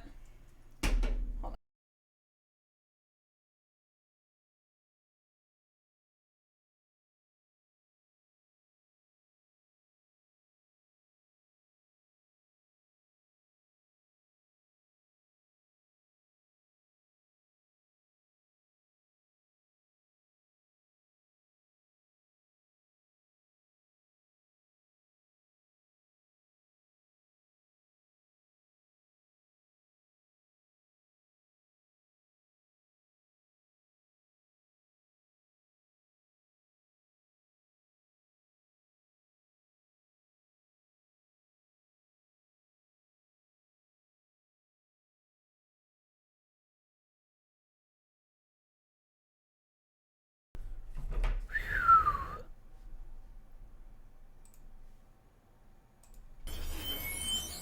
Alright, you guys know I'm obsessed with the Colts. The garden is an off-grid, intentional community. It is one of the most truly egalitarian, intentional communities that I've ever found. Take me back to Tennessee where the garden is sure to grow. Day to day in the garden. Isn't that the cat girl? Like, shouldn't they kick her out? Lots of gardening, lots of cooking, lots of This is my experimenting with backyard. different building This is the cat methods. girl. So this is going to be a compost toilet, and we're building the foundational wall, which will also be the container for the poop. The garden has been around for almost 13 years. Our guiding principles are equality and autonomy and earth stewardship and sustainability. The garden's overall mission is Oh, hell to no. show more people this lifestyle is possible. And so, obviously, you don't ask, is this place a cult? Oh, no. I mean, of course, like that's what a cult would say. That is what a cult would say. Address it. Address it quickly. Oh, yeah, man. Cool. Have you ever been to a community like this before? Oh, no. I was just looking up all kinds of communities online, stumbled upon a YouTube video for this place. They said that they pretty much accept anybody. Okay, guys, can I be 100% honest? This is how I'd end up getting involved in a cult. Like, ugh. So there's this one cult in Crestone, Colorado, that I have been obsessed with for like 5 years, and I've been trying to figure out more about it. But I think the cult leader literally just sold or is trying to sell his house, because I was looking up properties there too, because I was just curious. And this house that was 100% like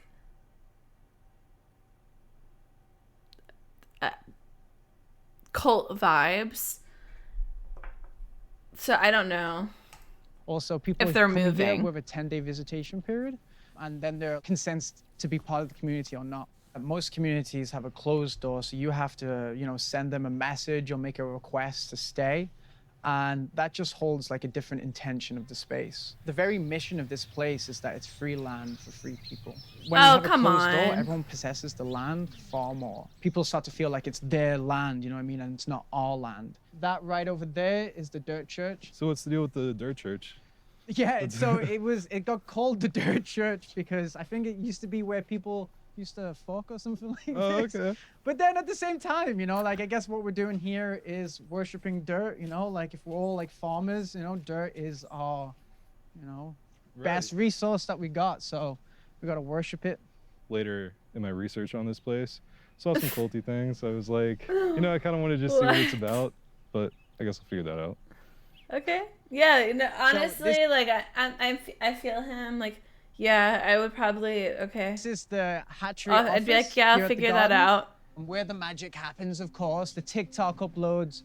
We have a signal booster in here, so if you're looking to get any Wi-Fi whatsoever, this is your spot. Wow, I'm going live.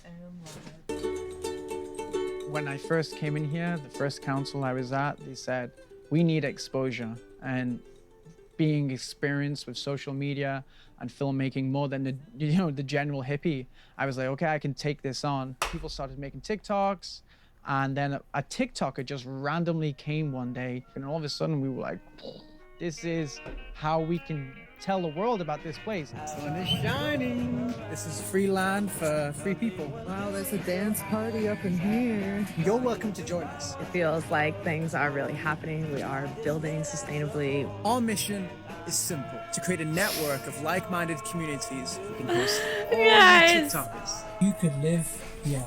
I made a video that I kind of like made like a recipe, like I knew it would go viral. I was like, I'm gonna say communes right in the beginning, and then I'm gonna say the address, and then I'm gonna do all the things that they like. Living in a sustainable, intentional community doesn't have to be a cult. I read through some of the comments, and they were like, I never knew something like this existed. I'm coming, I'll be there. This is and all this Nexium. excitement. The fact that we were able to go so viral on TikTok just shows people are interested in this way of life. I put down my phone and I came back and it had 500,000 views, and the comments were suddenly getting negative. Once we started hitting like above the 100K, a lot of the comments started to change. Is this a cult? Is this Charlie Manson? Let's ask everyone if we live in a cult. Guys, do we live in a cult? No. What? You shouldn't have to say you're not a cult. ecosystem. I mean, all of DLC them. They're all pack. cultists. They're all terrible people. It's really not safe. Please don't go there. I already did. It's not worth it. Since everybody is talking about the TikTok cult, I thought I would jump on the bandwagon. This is part 3 on the garden and why I think it's a cult. Their only core values revolve around calling modern society Babylon. And the fucking bootleg Ed Sheeran guy? Like, what is that? Right? Like, exactly. At this FAQ. point, there are like dozens and dozens of people around the world researching this. Guys, the reason why I made TikToks is because I believe in change. My initial impression was that it seemed very suspicious to me because I didn't understand why they would advertise their address so publicly, and especially on a platform like TikTok that skews towards a younger audience than other forms of social media. So in the beginning, it was really Rel's videos that actually made me think more that it was a cult. People trust the government more than they trust themselves. It's crazy. Just come to the garden. Come be part of the revolution. It's not even just what she's saying, but like what's on the screen. It's like 8967 Galen Road, just come, it's fine. And the other one, it's just like, we're not a cult. Join the revolution. I made this video right before I went to bed one night about how they had apparently eaten a cat, and I woke up and I had blown up overnight. I only had 100 followers before this, so it's been really weird to have 20,000 people watching me. And from there, I really started digging into the research of the garden. Good morning, Cult Talk. Time for your daily update. One of the biggest things that raised red flags was like the general attitude, which was that instead of like taking the time to seriously deal with people's concerns, they just made cult jokes and like they made videos about drinking the Kool-Aid. Here you go, Julia. Thanks, bro. Quick, drink it. Drink the Kool-Aid. Drink the Kool-Aid, guys. Quickly. What's happening? Quickly. But when I saw this, it made it even clearer to me that Rel in particular, she is thriving off the negative attention. If you don't know how to start a fire, I can teach you. I can show you the way of the woods. That one really made people creeped out, I guess. Like maybe they've never watched a scary movie or something, but like, I don't know. They got super weirded out by it, acting like they didn't know that I purposefully made it creepy. It's like, I think it's obviously creepy, like theatrical creepy. But I think that might have twisted the vibration of the crowd maybe a little bit. I didn't necessarily mean to twist them in that way. So everybody wants to know about this cat thing. That was my video that initially went viral. It was me saying like, guys, I watched Tree's live stream. They ate a cat. So here's what happened. Ever since I have been on TikTok, I think I've had some people who just straight up look at me and want to hate me for some reason.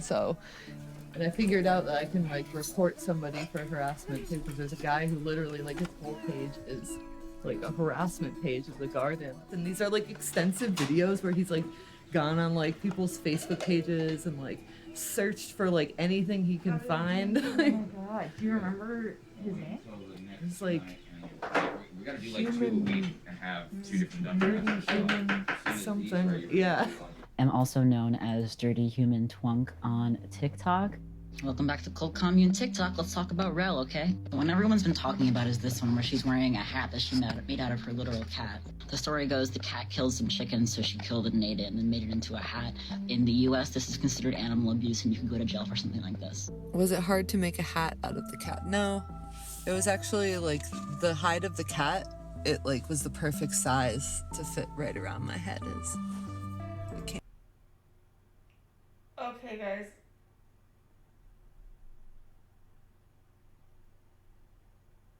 I just had to look this fucking bitch up.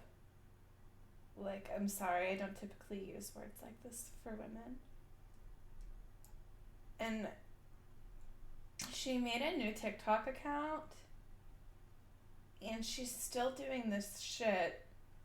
Like, she literally posted this TikTok of this, like, a skirt that she made from an animal. And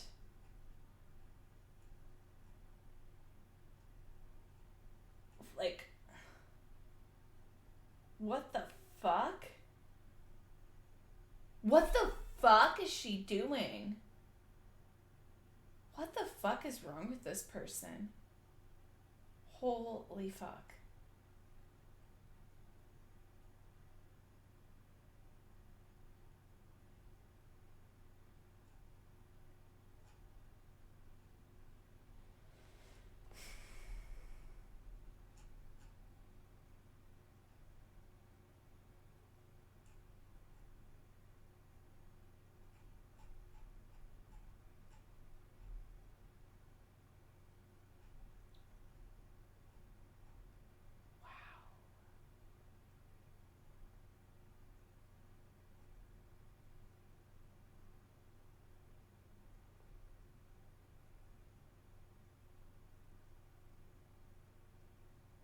Guys, I'm fucking scared right now.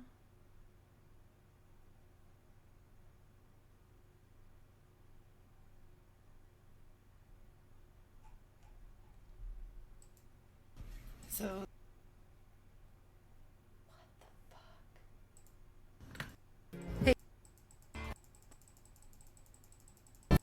I think her account's like shadow banned or something.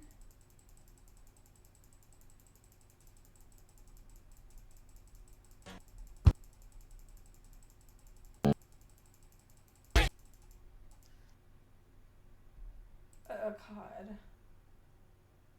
I'm sorry. Whoa. Hi, Crab Ninja. I just had to like look this person up because she's fucking terrifying. She's continuing Really, to do really this nice. shit. I'm really into animal hides and honoring the lives of animals. So people are hating on me for something to do with a cat, and I just wanted to let everyone know that in Tennessee, on farms where there's livestock, if there's a vermin that comes and kills your livestock, it gets shot. I didn't know about the cat thing until a month ago or something. I guess what happened was 3 years ago, there was a wild cat That's that not was the attacking the same chickens. fucking And it's pretty thing. normal in Tennessee or on a farm That's not the same. that if, you know, a raccoon or a fox or something's attacking your livestock, Alright. you have to kill it. So that's what happened. They And then literally because have humane traps. They have humane traps that you could like call a vet and get for free before you do this. they don't believe in waste, the people that were here at the time ate it, and someone also made a hat out of it. I was here and I did obtain the cat's hide, but I was not the one who had to kill the cat or that. I literally cannot. I am unsure if I can hear much more about this. Oh my fucking god. I'm mortified right now. I'm so sorry. Comments are turned off. Okay, Vice.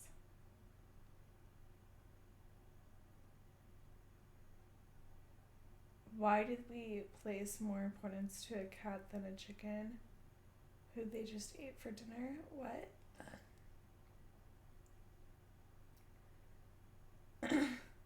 Okay, but I'm invested. I know. I'm just like, whoa, my stomach just turned. That skinned the cat. I just was the one who ended up with the hide, so I made it into something. Did you hear that that TikTok cult also killed a dog? They ate the cat, but one of them also skinned a dog and is like wearing it. This is my dog's tail. See? He's still wagging his tail, guys. He's still a happy boy. One of the animals that I honored the life of was my dog when he got hit and killed by a truck. And I just thought it was the most sentimental and loving thing you could do. And I made the skirt.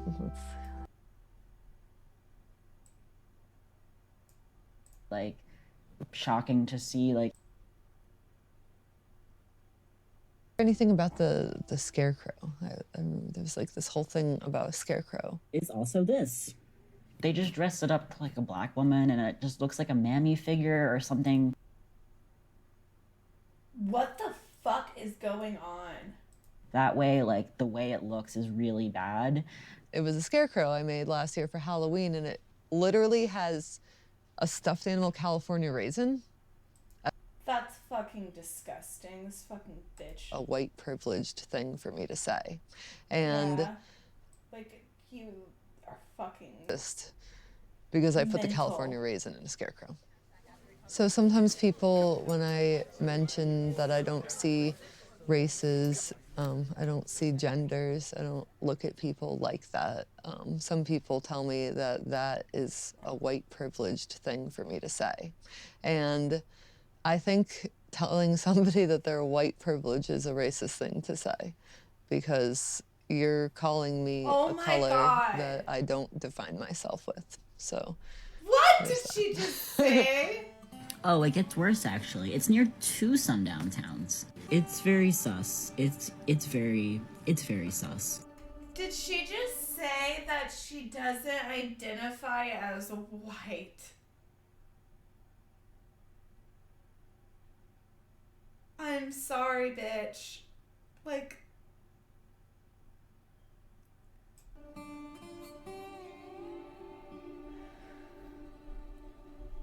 I don't know too much about the sundown towns. I know that we're in the South. And I know there's a lot of racist people or people that are prejudiced against others around here.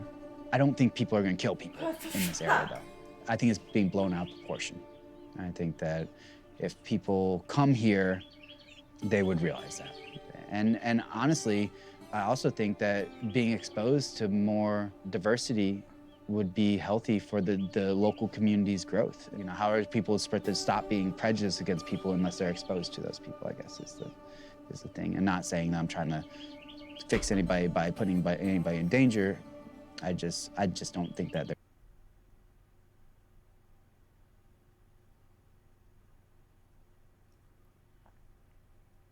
This was so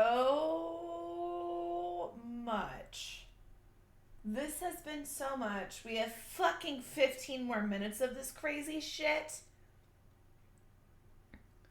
We have 15 more minutes. There is that We've been much danger. 15 minutes and we have 15 more minutes.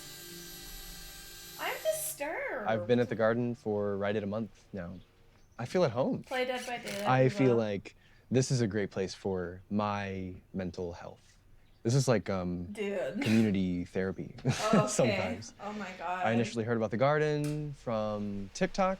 My grandfather and I had this like long discussion Guys. of like the potential dangers of coming here.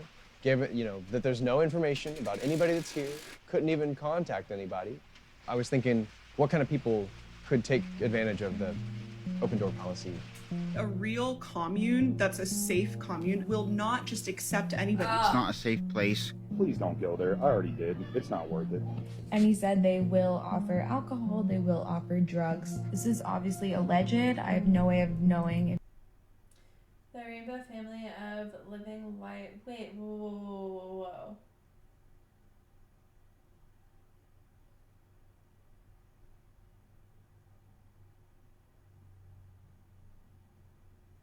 Okay. this is true. These kinds of communities are breeding grounds for abusers because there's no oversight, there's no account. Okay, hold on, let me go back. Anybody. It's not a safe place. Please Oh, don't go agree there. with I that. already did. It's not worth it. And he said they will offer alcohol, they will offer drugs. This is obviously The Rainbow Family of Living Light intends to hold their national gathering in Idaho or Montana from early June through mid-July 2000. Attendance in these gathering ranges from 18,000 to 25,000 people. This group typically refuses to follow Forest Service procedure and apply for a permit to use the land. Extensive resource and social impacts occur to the national forest and the communities with this influx of people. Criminal activity is high and includes illegal drug use, underage drinking, auto theft, and influx in runaways at the gathering, resource violations, property theft, disorderly contact, and much more. Planning for this event is already in progress by the Forest Service. The gathering will be managed by a Forest Service national. Okay.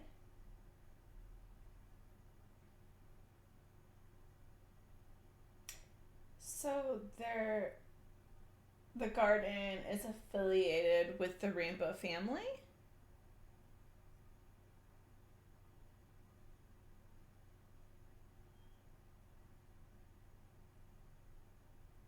Okay. Honestly, wait, hold on. Same thing I was thinking. The Andy's Plane Crash documentary on YouTube, they had to eat. Oh my god. No. Obviously alleged. I have no way of knowing if this is true. These kinds of communities are breeding grounds for abusers because there's no oversight, there's no accountability. I've actually thought a lot about like the way that the garden can give like shelter to people who need it, or like that in a video actually Patrick says that in the beginning when they started in 2009, some of their initial issues actually revolved around the fact that they had a lot of people with criminal records and addiction issues coming in and they didn't have any support for them. You know, we have people coming through the garden that have mental health issues. That's definitely This for sure. is called Be it The you know, Garden. bipolar, This is like autistic, or even just strange. And being in that energy in such a tight space, I mean, it can be a lot, you know? You can't provide a supportive environment if it's just like anybody can come without you knowing anything about them, and the only way you find out things about them is once they're already there. We've always had an open door, and we have natural intuition, and our human instinct tells us when somebody is not okay, and we ask them to leave when we get that feeling. In terms of safety, we have a different way of organizing. So people are used to things like background checks, but then, you know, there also can always be a first time that somebody ever does something or things like that, you know? So I think all of society takes on that risk anytime that you trust anyone. And also, We truly do live in a fucking society. we do ask people to leave, you know, and then a lot of those people are the people that are also now speaking bad about us on the internet, of course, because it's really hard to get rejected. But when people say, what's your vetting process? That's it, you know? So those people on the internet were people that were not trusted to be here. Yeah, that does not sound culty. Okay, that was so far from one of the most culty things I've heard. That's their vetting process. So obviously, basically, some people anybody think that you are questions the them. cult leader of this place. I have a really loud personality, so I could see how people could mistake me for a leader of a group. Okay. We affirm from life. I have to ask, are you like a cult leader? No, I'm not a cult leader. I have tried to stray away from leader-based format systems my whole life. I've been fighting severely against the idea of people withholding leadership, and it's completely against everything I believe in. So, of course, it's an ongoing joke, you know? There's even signs around here, is it culty, you know? But I would say, you know, all jokes aside, no, because we don't have a religious ideology. We don't try to control people. People are free to come and go. We're free-thinking individuals. You know, for some people, any intentional community is going to look like a cult. Okay.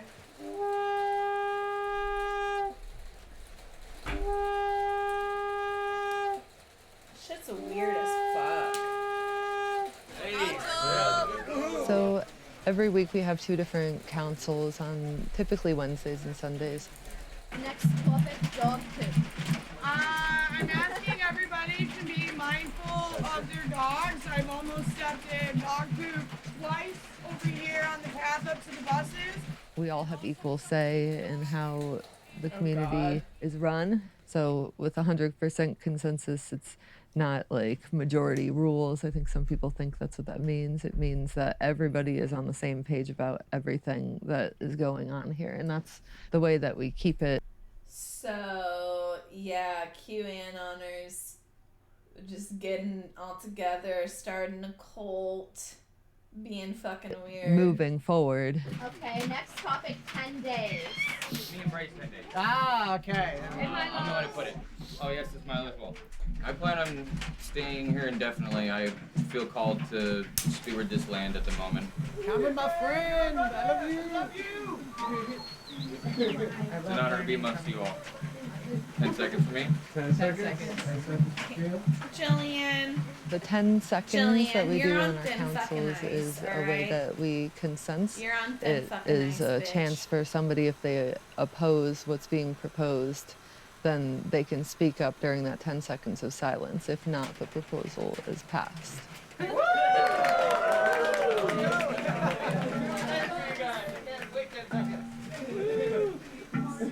Okay, next topic is TikTok heat. So I put that on the list. As everybody here knows, we kind of brought this lifestyle and what we're doing here to the TikTok world. You know, we've tried to share it with people. As a result of that, we got a lot of heat, you know, a lot of flack back, and people got mad and they conspired to basically call all the authorities they could. We've already dealt with animal control, and we've dealt with child protection services. As you They've should. even contacted the FBI. The Animal Protection Agency, or whatever they're called, came here and were questioning us about the cat. He left knowing we didn't do anything illegal, that we're fine and that we're a farm. And also the Child Protective Agency came and they had been watching my TikToks for weeks beforehand and loved them. They even wanted my signature and things like this, and it was pretty weird, but like it was cool. And they could also see, you know, that What we the are not fuck? ill intent people. They left understanding who we are, you know. This hate group is all coming from a bunch of people who haven't been here. Sometimes on my live streams, people would ask me, like, are you gonna call the cops? Are you gonna call CPS? And like, personally, I don't believe in calling authorities on things like this, just in general. But they have a public address, so I can't control what people do. And that's kind of been my stance from the get-go, is that like, I can only do my best to be responsible with what I put out, but what people do with that, I can't really be held responsible, because it's not like I'm going out and saying like, burn this Whistleblower. place down, like, you know, call the cops on them, call CPS, like, make sure their lives are ruined. Like, I've just been trying to offer a skeptical viewpoint of this place that's being promoted like over and over. All right, welcome back. Part 2 of why the garden is probably a cult. I did in the beginning say like, this is definitely a cult. Once I learned more, I was like, I'm not so convinced. I see it more as poorly run, you know, full of problems, not necessarily like a cult.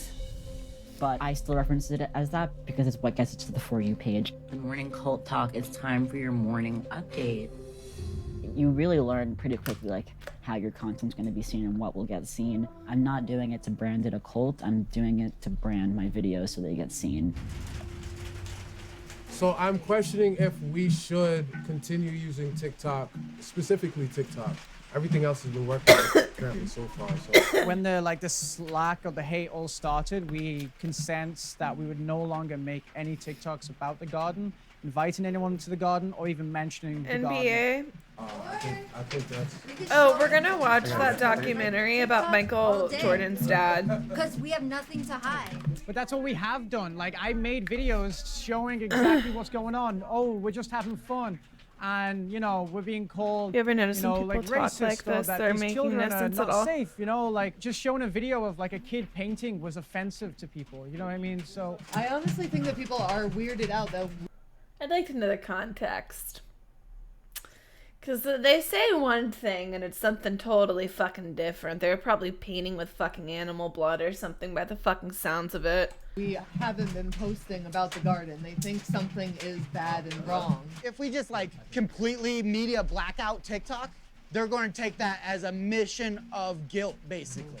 So Or lead we're paint, changing yeah, the who consensus fucking that knows? we can TikTok about the garden, but we cannot explicitly invite people here. Is that what we're feeling? I propose that it is okay for people to make TikTok videos about the garden, about what goes on at the garden, about the people Hey, of the garden. Colfax, what's but up? It's to no longer post Twitch.tv things that are /Colfax. known to be controversial, and to no longer post TikTok videos inviting people to the garden or sharing the address. 10 seconds. 10 seconds.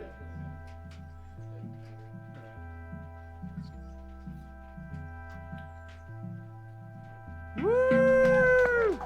Now, if anyone's curious about what is controversial, maybe ask me. Alright, so this is probably gonna be the last video I make for a while. It's like too much for me. Like I'm not secure enough to like handle those kind of insults and everything. So. And Tree kept trying. Tree kept like, okay, I'm just gonna keep making them positive. You know, we'll turn it around, and it just didn't turn around. Yeah, I mean, once the strong hate group really went for me, like my anxiety was through the roof. I've never. Man, it's the animal lovers. Sorry. It's not a fucking, like, nobody even fucking cares about the cult shit until the animal shit happened. Like, sorry, no. Like, no, they're running still. Felt Ace, will you shut the fuck up in my chat about sports? I swear to God.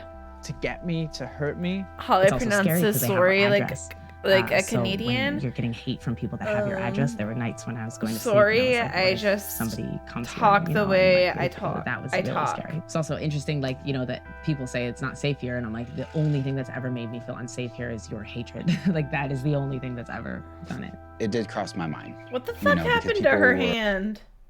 What's going on there? What is this? Nights when I was going to sleep, and I was like, what if somebody comes here, Like, I'm sorry. Call with Winter? He's crying? No, what's going on there?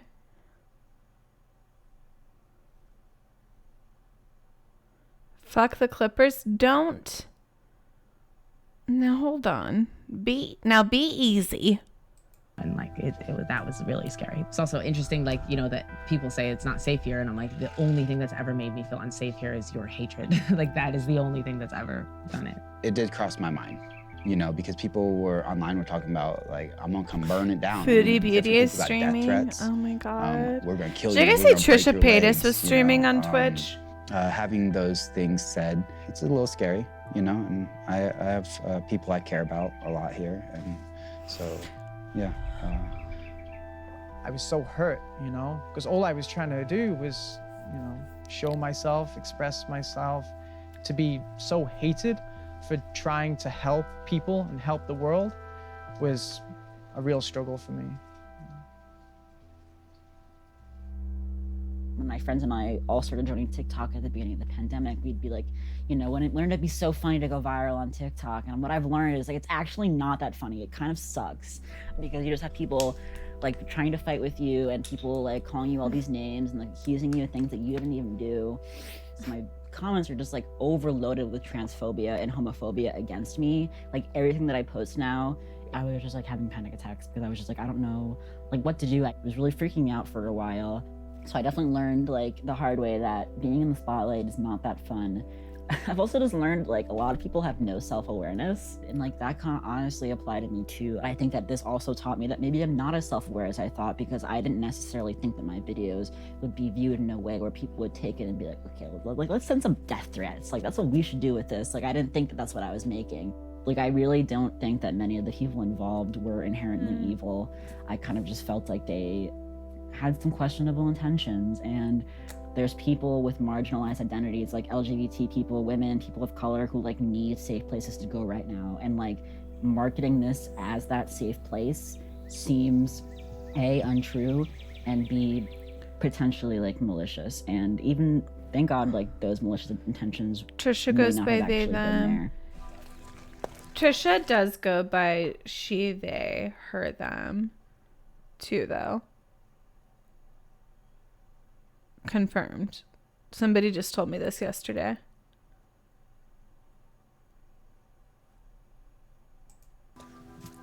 I don't think I regret what I've done, with TikTok and expressing this place and myself and showing it to the world, because, it showed millions of people that living sustainably is possible. How else are we going to spread the word but by spreading the word, and of course we can't spread the word only to people that are going to love us, so some people are going to not like us.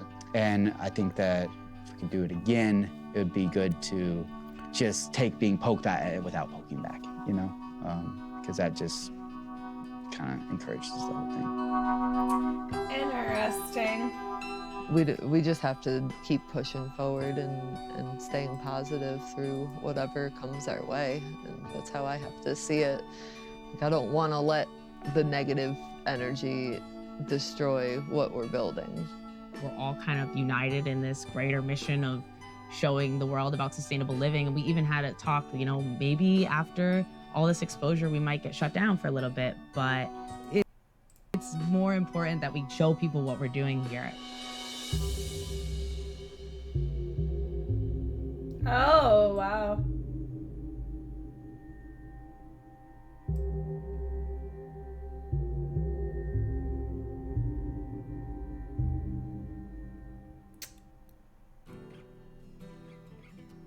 I don't know if the garden is going to be back open. I don't know if things will ever be the same.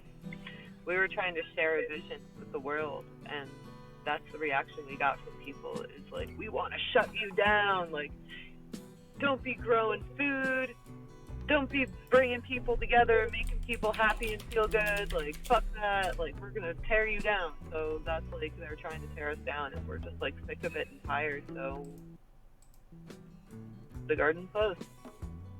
So don't get me wrong, I'm definitely glad that the garden is no longer open to visitors and they're like discouraging people from TikTok from going there. However, they need to take accountability not only for what they've done in the past, but for all of the danger that they could have put people in the present. I've been hesitant to put new content out about this just because there's already so much out there, and I feel like I've done a lot of what I wanted to do, which is raise awareness and get this place kind of closed down, which it basically is. I don't know about Trisha. Trisha is I do feel like a real cult leader. Like, it feels like I actually have a real religion. Okay, let's play Dead by Daylight. Are you guys down? A little bit of gameplay or no? I was just playing. You're fucking playing me right now, silly. You're literally playing me right now.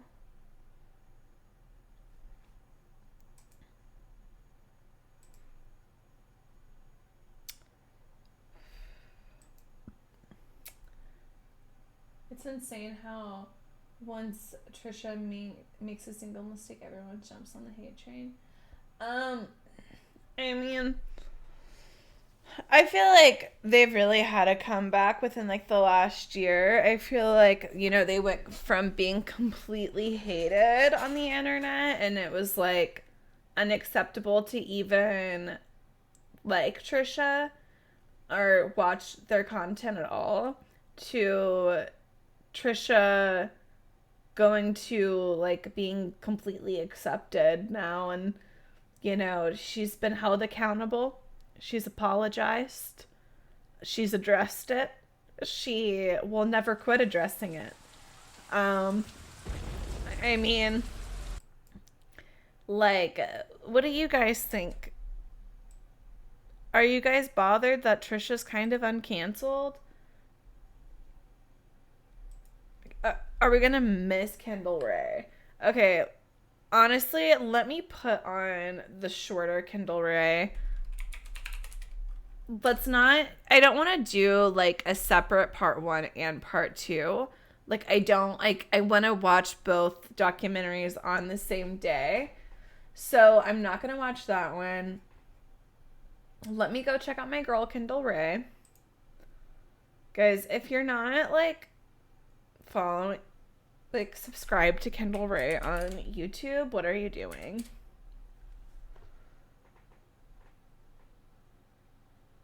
You're fucking joking me. Oh my god. Okay. Kendall Ray and I literally are minds. Okay, I have literally messaged Casey and Sean in our like Discord, the backstage. And I said, we should do the McDonald's coffee lawsuit. Kendall Ray, 2 weeks ago. The truth about the McDonald's hot coffee lawsuit. Oh my God. Oh my God. I swear. Ugh. My girl, like, honestly, day late and $1 short. It's true. Wait, she just, oh, okay. Let's see here. Like, which one should we watch? Like, she has so many. Like, she has, like, a conspiracy theory with Marilyn Monroe. Like, she literally is just like, I come to watch Holly, but her voice annoys me. I mute Holly, and I turn on Amarath's ear-licking ASMR, and I'm happy again. Amarath doesn't do ear-licking ASMR.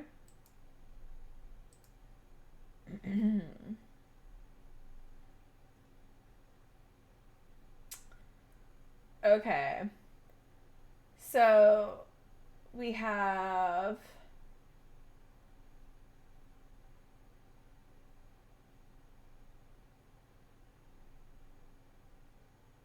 Oh, look, she did Lizzie Borden too. She's literally done it all. Okay, we have this one here. I see When Mean Girls Become Murderers. Also, John Bonet. Secrets of the Bohemian Grove. Online, oh my God, yes. This is the one.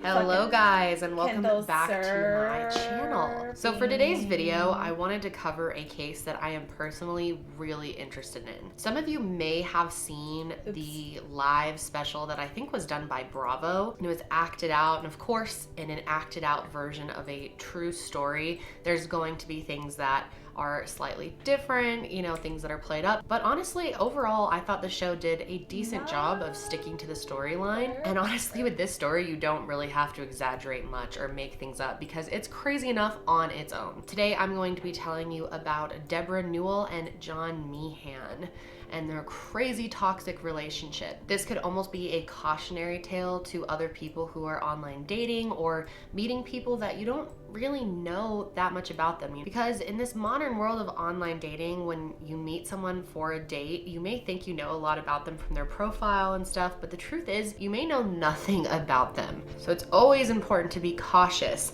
when meeting up with people that you meet online, and this story is a perfect example of that. I did do a podcast on this last year. I know a small percentage of you guys listen to all of my podcasts, so I'm happy to do a video version, and I haven't seen any other YouTube videos being made about this case, and I'm surprised, honestly, because it is crazy. But before I get into it, I wanted to thank Function of Beauty for sponsoring today's video. If you've not yet heard of Function of Beauty, it's basically completely customizable hair care that's made for your hair specifically. There are so many different types of hair out there, and I feel like shampoo and conditioner is just not something that should be a one size. In her life, she had actually been married and get into this story. Okay, so this is Deborah Newell. Deborah is a very fancy lady, okay? She's very respected, she's very successful, and she's got a lot of money. But she wasn't just handed this in life. She worked very hard for her wealth. She had spent years in the interior design world and was very good at what she did. And eventually she actually created her own interior design firm called Ambrosia. She absolutely loved her job and truly cared about Ambrosia, which she had put 30 years into. Make money on YouTube. And for the most part, she would design model homes or clubhouses, covering violent lounge like areas, and when her So clients would tour these model homes that she had ads, set up, like examples, she would ask them to sponsors. picture their future in them. And she actually ended up calling this tactic having people envision their approachable dreams. And she was super successful with this. People loved her. She was very friendly, but also just had an excellent eye for design and was very good at what she did. So work obviously came easy to Deborah, but love, not so much. In her life, she had actually been married and divorced 4 times already. She had 4 kids who she loved very much, and she was a very good mother to them, but she just couldn't find the right guy, it seemed. So Deborah at this point in her life is single, she's successful, she's looking for a man to share her life with. But before we go forward in time and start telling you about John and how he came into her life, I want to go back in time because it's important you understand Deborah's past. So we're going to jump back to 1984. Okay. So Deborah actually had a sister named Cindy, and she was really close with her sister. And Cindy was married to this guy named Billy Vickers. They were fighting all the crazy too. Oh my God. Some families are just cursed. The time, and Cindy actually decided to separate from him. And in 1984, they were in the process of separating. But before Cindy was able to get away from him officially, they actually had a big fight in their kitchen, and he ended up murdering her. He shot her right in the head at point blank range. So obviously she didn't survive this. And then he shoots himself in the stomach and calls 911. EMS did try to save Cindy, but it was too late. The injury was absolutely terrible, but Billy's stomach wound actually wasn't that bad, and he ended up surviving. So months after this, they went to trial for the murder, and what's so bizarre about this case and what no one truly understands is Cindy and Deborah's mother, Arlene, actually sided with Billy. Not really sided with him, I guess, but defended him. She had the strangest reaction for someone who had killed her daughter. She actually testified in his defense and said that she loved him, that he had a bad moment, and that he just wasn't in his right mind when he shot and killed Like, how her daughter, the which fuck makes no do you sense. say So a lot of people that? speculate that there was some type of It's weird relationship insane. between Cindy and Billy. We don't know if there was an actual relationship, but it I seems never like saw Cindy kind of had a any thing for indicator Billy, of or that I don't know, whenever maybe just wanted I- to see the positive in this situation. It's Yeah, very that's weird. how But it seemed as to time me, went to on, me. she continued. To me, it was more like, oh, I already lost my daughter. I don't want to lose my son, is like what she said about him, which was weird. Continued to have Billy in her life. And not only did Arlene defend Billy, she also seemed to paint Cindy in a negative light. The lead Ooh, prosecutor what? actually said that it seemed that she just threw her daughter under the bus. And Yeah. because of her defending him, the jury actually acquitted Billy of murder. And instead, he got a much lesser charge of involuntary manslaughter. And he actually did plead guilty to this for a reduced sentence and only got 5 years for murdering his wife. That is right, people.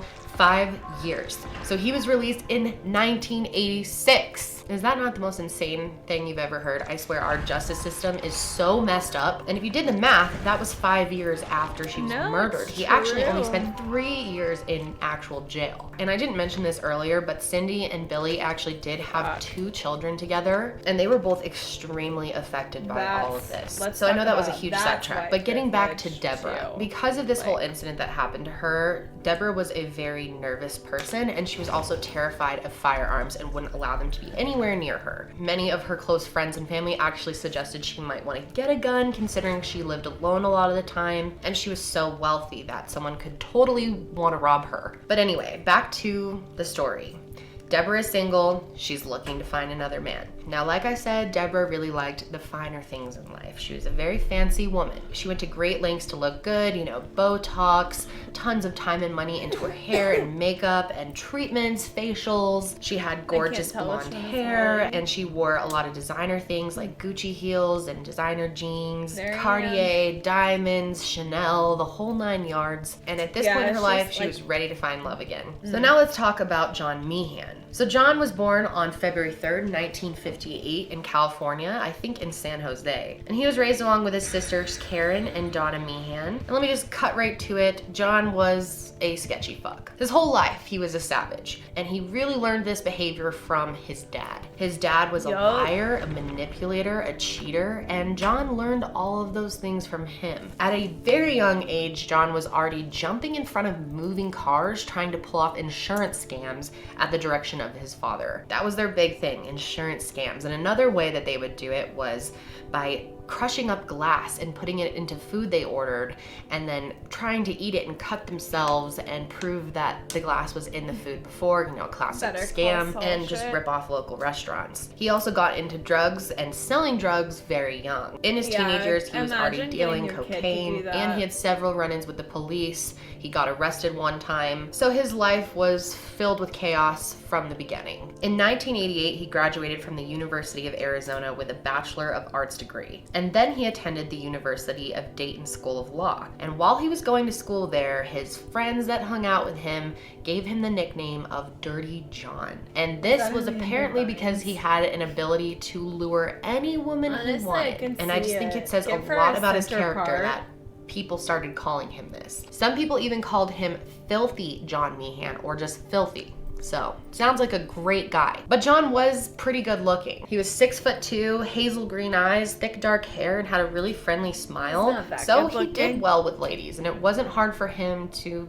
you know, win someone over or charm them. John was said to have an attitude like he thought he was smarter than everyone else that he knew, that he could get any woman he wants, and that he was just better than other people. didn't So answer after it for school sure. ended, John actually met this woman named Tanya Sells. And Tanya was actually a practicing nurse anesthesiast. Now this is different than an anesthesiologist, but it's still very respected in the medical field. Normally CRNAs give anesthetics to people before or after a surgery, and it's normally with supervision from an anesthesiologist or a different doctor. They work very closely with doctors. They also work with people when they're having babies, like giving them medications and anesthetics for that. They administer drugs like pain medication, morphine, to patients who need it around the clock. Or sometimes they're just there to observe someone after they have been on anesthetics. The school track for this isn't as hard as becoming an anesthesiologist, but you still get paid quite a bit for this position.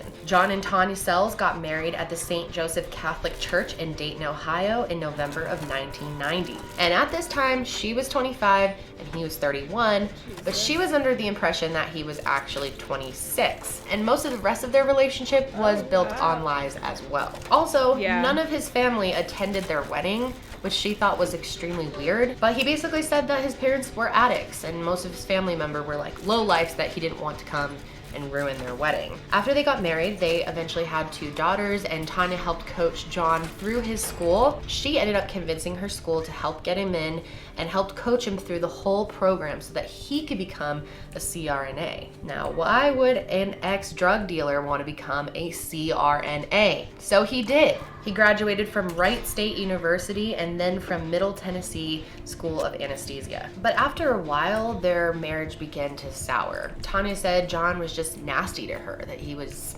grumpy all the time and had mood swings and seemed to just be acting a little bit sketchy. And then after 10 years of marriage, John actually confronted Tanya and said that he wanted a divorce. And she was pretty surprised. And Tanya was starting to get really suspicious of him for a multitude of reasons. The fact that she couldn't get any information about his past or his family. So she ended up contacting his mother. And John's mother was named Dolores. And she actually got in touch with her, even though John said never to do that. And when they were on the phone, Dolores went ahead and spilled all the tea about John. Said that he was lying about his age, his full name, and that he actually had a charge for drug dealing in California. Now at this time, Tanya was already worried that he might be using drugs because his behavior was so wacky. So she decided to go ahead and search their house to see if he had been storing any drugs in the house from the hospital. And sure enough, it did not take long for Tanya to find John's secret stash of surgical anesthetics that he was hoarding. And right away, she knew that he was probably using these for recreational purposes because his behavior was so bizarre,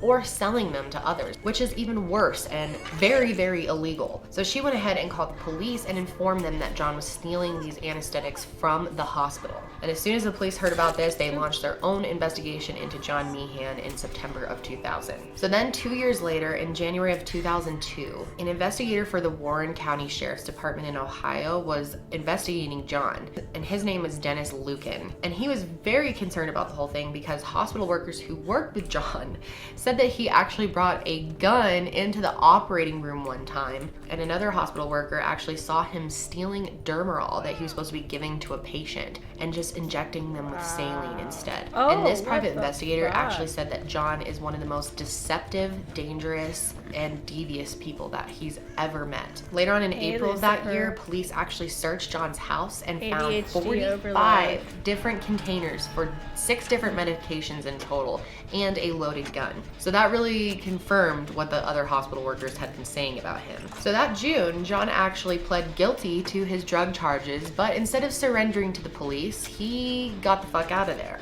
He fled the state and went to a hotel in Michigan. But it didn't take long for police to find him, Well, and if when you're they did, they fucked found him up- oh. unconscious, 22 surrounded by this year, empty Lucifer. pill bottles. So they call I an remember ambulance that. for his ass, and he is so insane that he ends up waking up while he's in the ambulance, grabbing the drug kit, and jumps out of the fucking ambulance. I don't know what he was thinking at this time. He was clearly heavily using at this point in his life. He was quickly caught and arrested again, but this time he was sentenced to 6 years in prison in Michigan wow. for resisting Solo arrest fist and for raid. his Oh, drug shit. charges. But Oh my surprise, God, we have to surprise, pop a John gin only for spent it. 17 Poppin' months in gins. jail What's before up, he was Solo? released Thank you for the in raid. 2004. John was the ADHD king of overload. manipulation. Piss If Queen anyone's going to raid. get himself out of jail, it's John. So this Yup. brings us to where So he we're met watching Kendall, our Deborah. girl Kendall At this Ray. time in his life, John was 55 years Dirty old John and Deborah was Meehan. 59. And Deborah decided to give online dating a try, so she was on an app for like 50 and older dating, and Thanks for so the was raid, John Meehan. It didn't take long for the welcome, two of them to everyone. find each other Yeah, on the ADHD website, and Deborah overload, actually Kendall was Ray. very impressed by his profile and thought he seemed safe. In his profile, he BBD. claimed that he was a divorced Hey, Fred physician Scott. who was also a Christian man, just looking for love and someone to share his life with. Around this time, Deborah had recently been on a couple of dates that just were awful, that the guys had lied about their, looks or little details in their life, not major things, but she was disappointed when she met them in real life. But she was encouraged when she met John because she said when chatting with him, he was really interested in her life and seemed just like a really wholesome, grounded guy. She said he wasn't all about himself, which surprised her, as most men that she had talked to were really into themselves. I mean, Deborah was really looking for someone who was going to away from appreciate me. her and praise her for all her success, and John was already starting to do that just over messaging, so they decided to meet up. So the two of them actually had their first date in October of 2014, and they went to this restaurant called Houston's, which is a steakhouse in Irvine, California, and he was all about impressing Deborah. First of all, he had all these really interesting stories from his past experience working for Doctors Without Borders in Iraq, which was completely made up. She was also impressed with him because he was a father. He said he had a couple of kids, and he also said he had a couple of houses, which sounds really nice. He said he had homes in Newport Beach and Palm Springs. So Deborah was really feeling John. This is a doctor who has given back to the world and has children and is single and established, like the perfect companion for her. And John was also What the hell? extremely into Deborah. Even though they had just met, he acted like she was the most amazing woman in the world, like she was a queen, which is, how we all want to be treated by our men. But John just took it to the next level, like praising everything that she did, saying that he wanted to meet her grandkids right away, instantly wanted to get involved in her family and take it to the next level. He said that she made his heart stop, that she was just the most beautiful woman in the world, that he was fascinated by her and so impressed by her, and that she was the missing woman that he has been searching for his whole life to complete his life. Not this. And Deborah was eating this shit up. Even though they had just met, she was happy to get all the attention and love and praise. But one thing that she did notice is he was extremely touchy-feely on their first date, like running his hands up and down her spine, like kind of rubbing her lower back,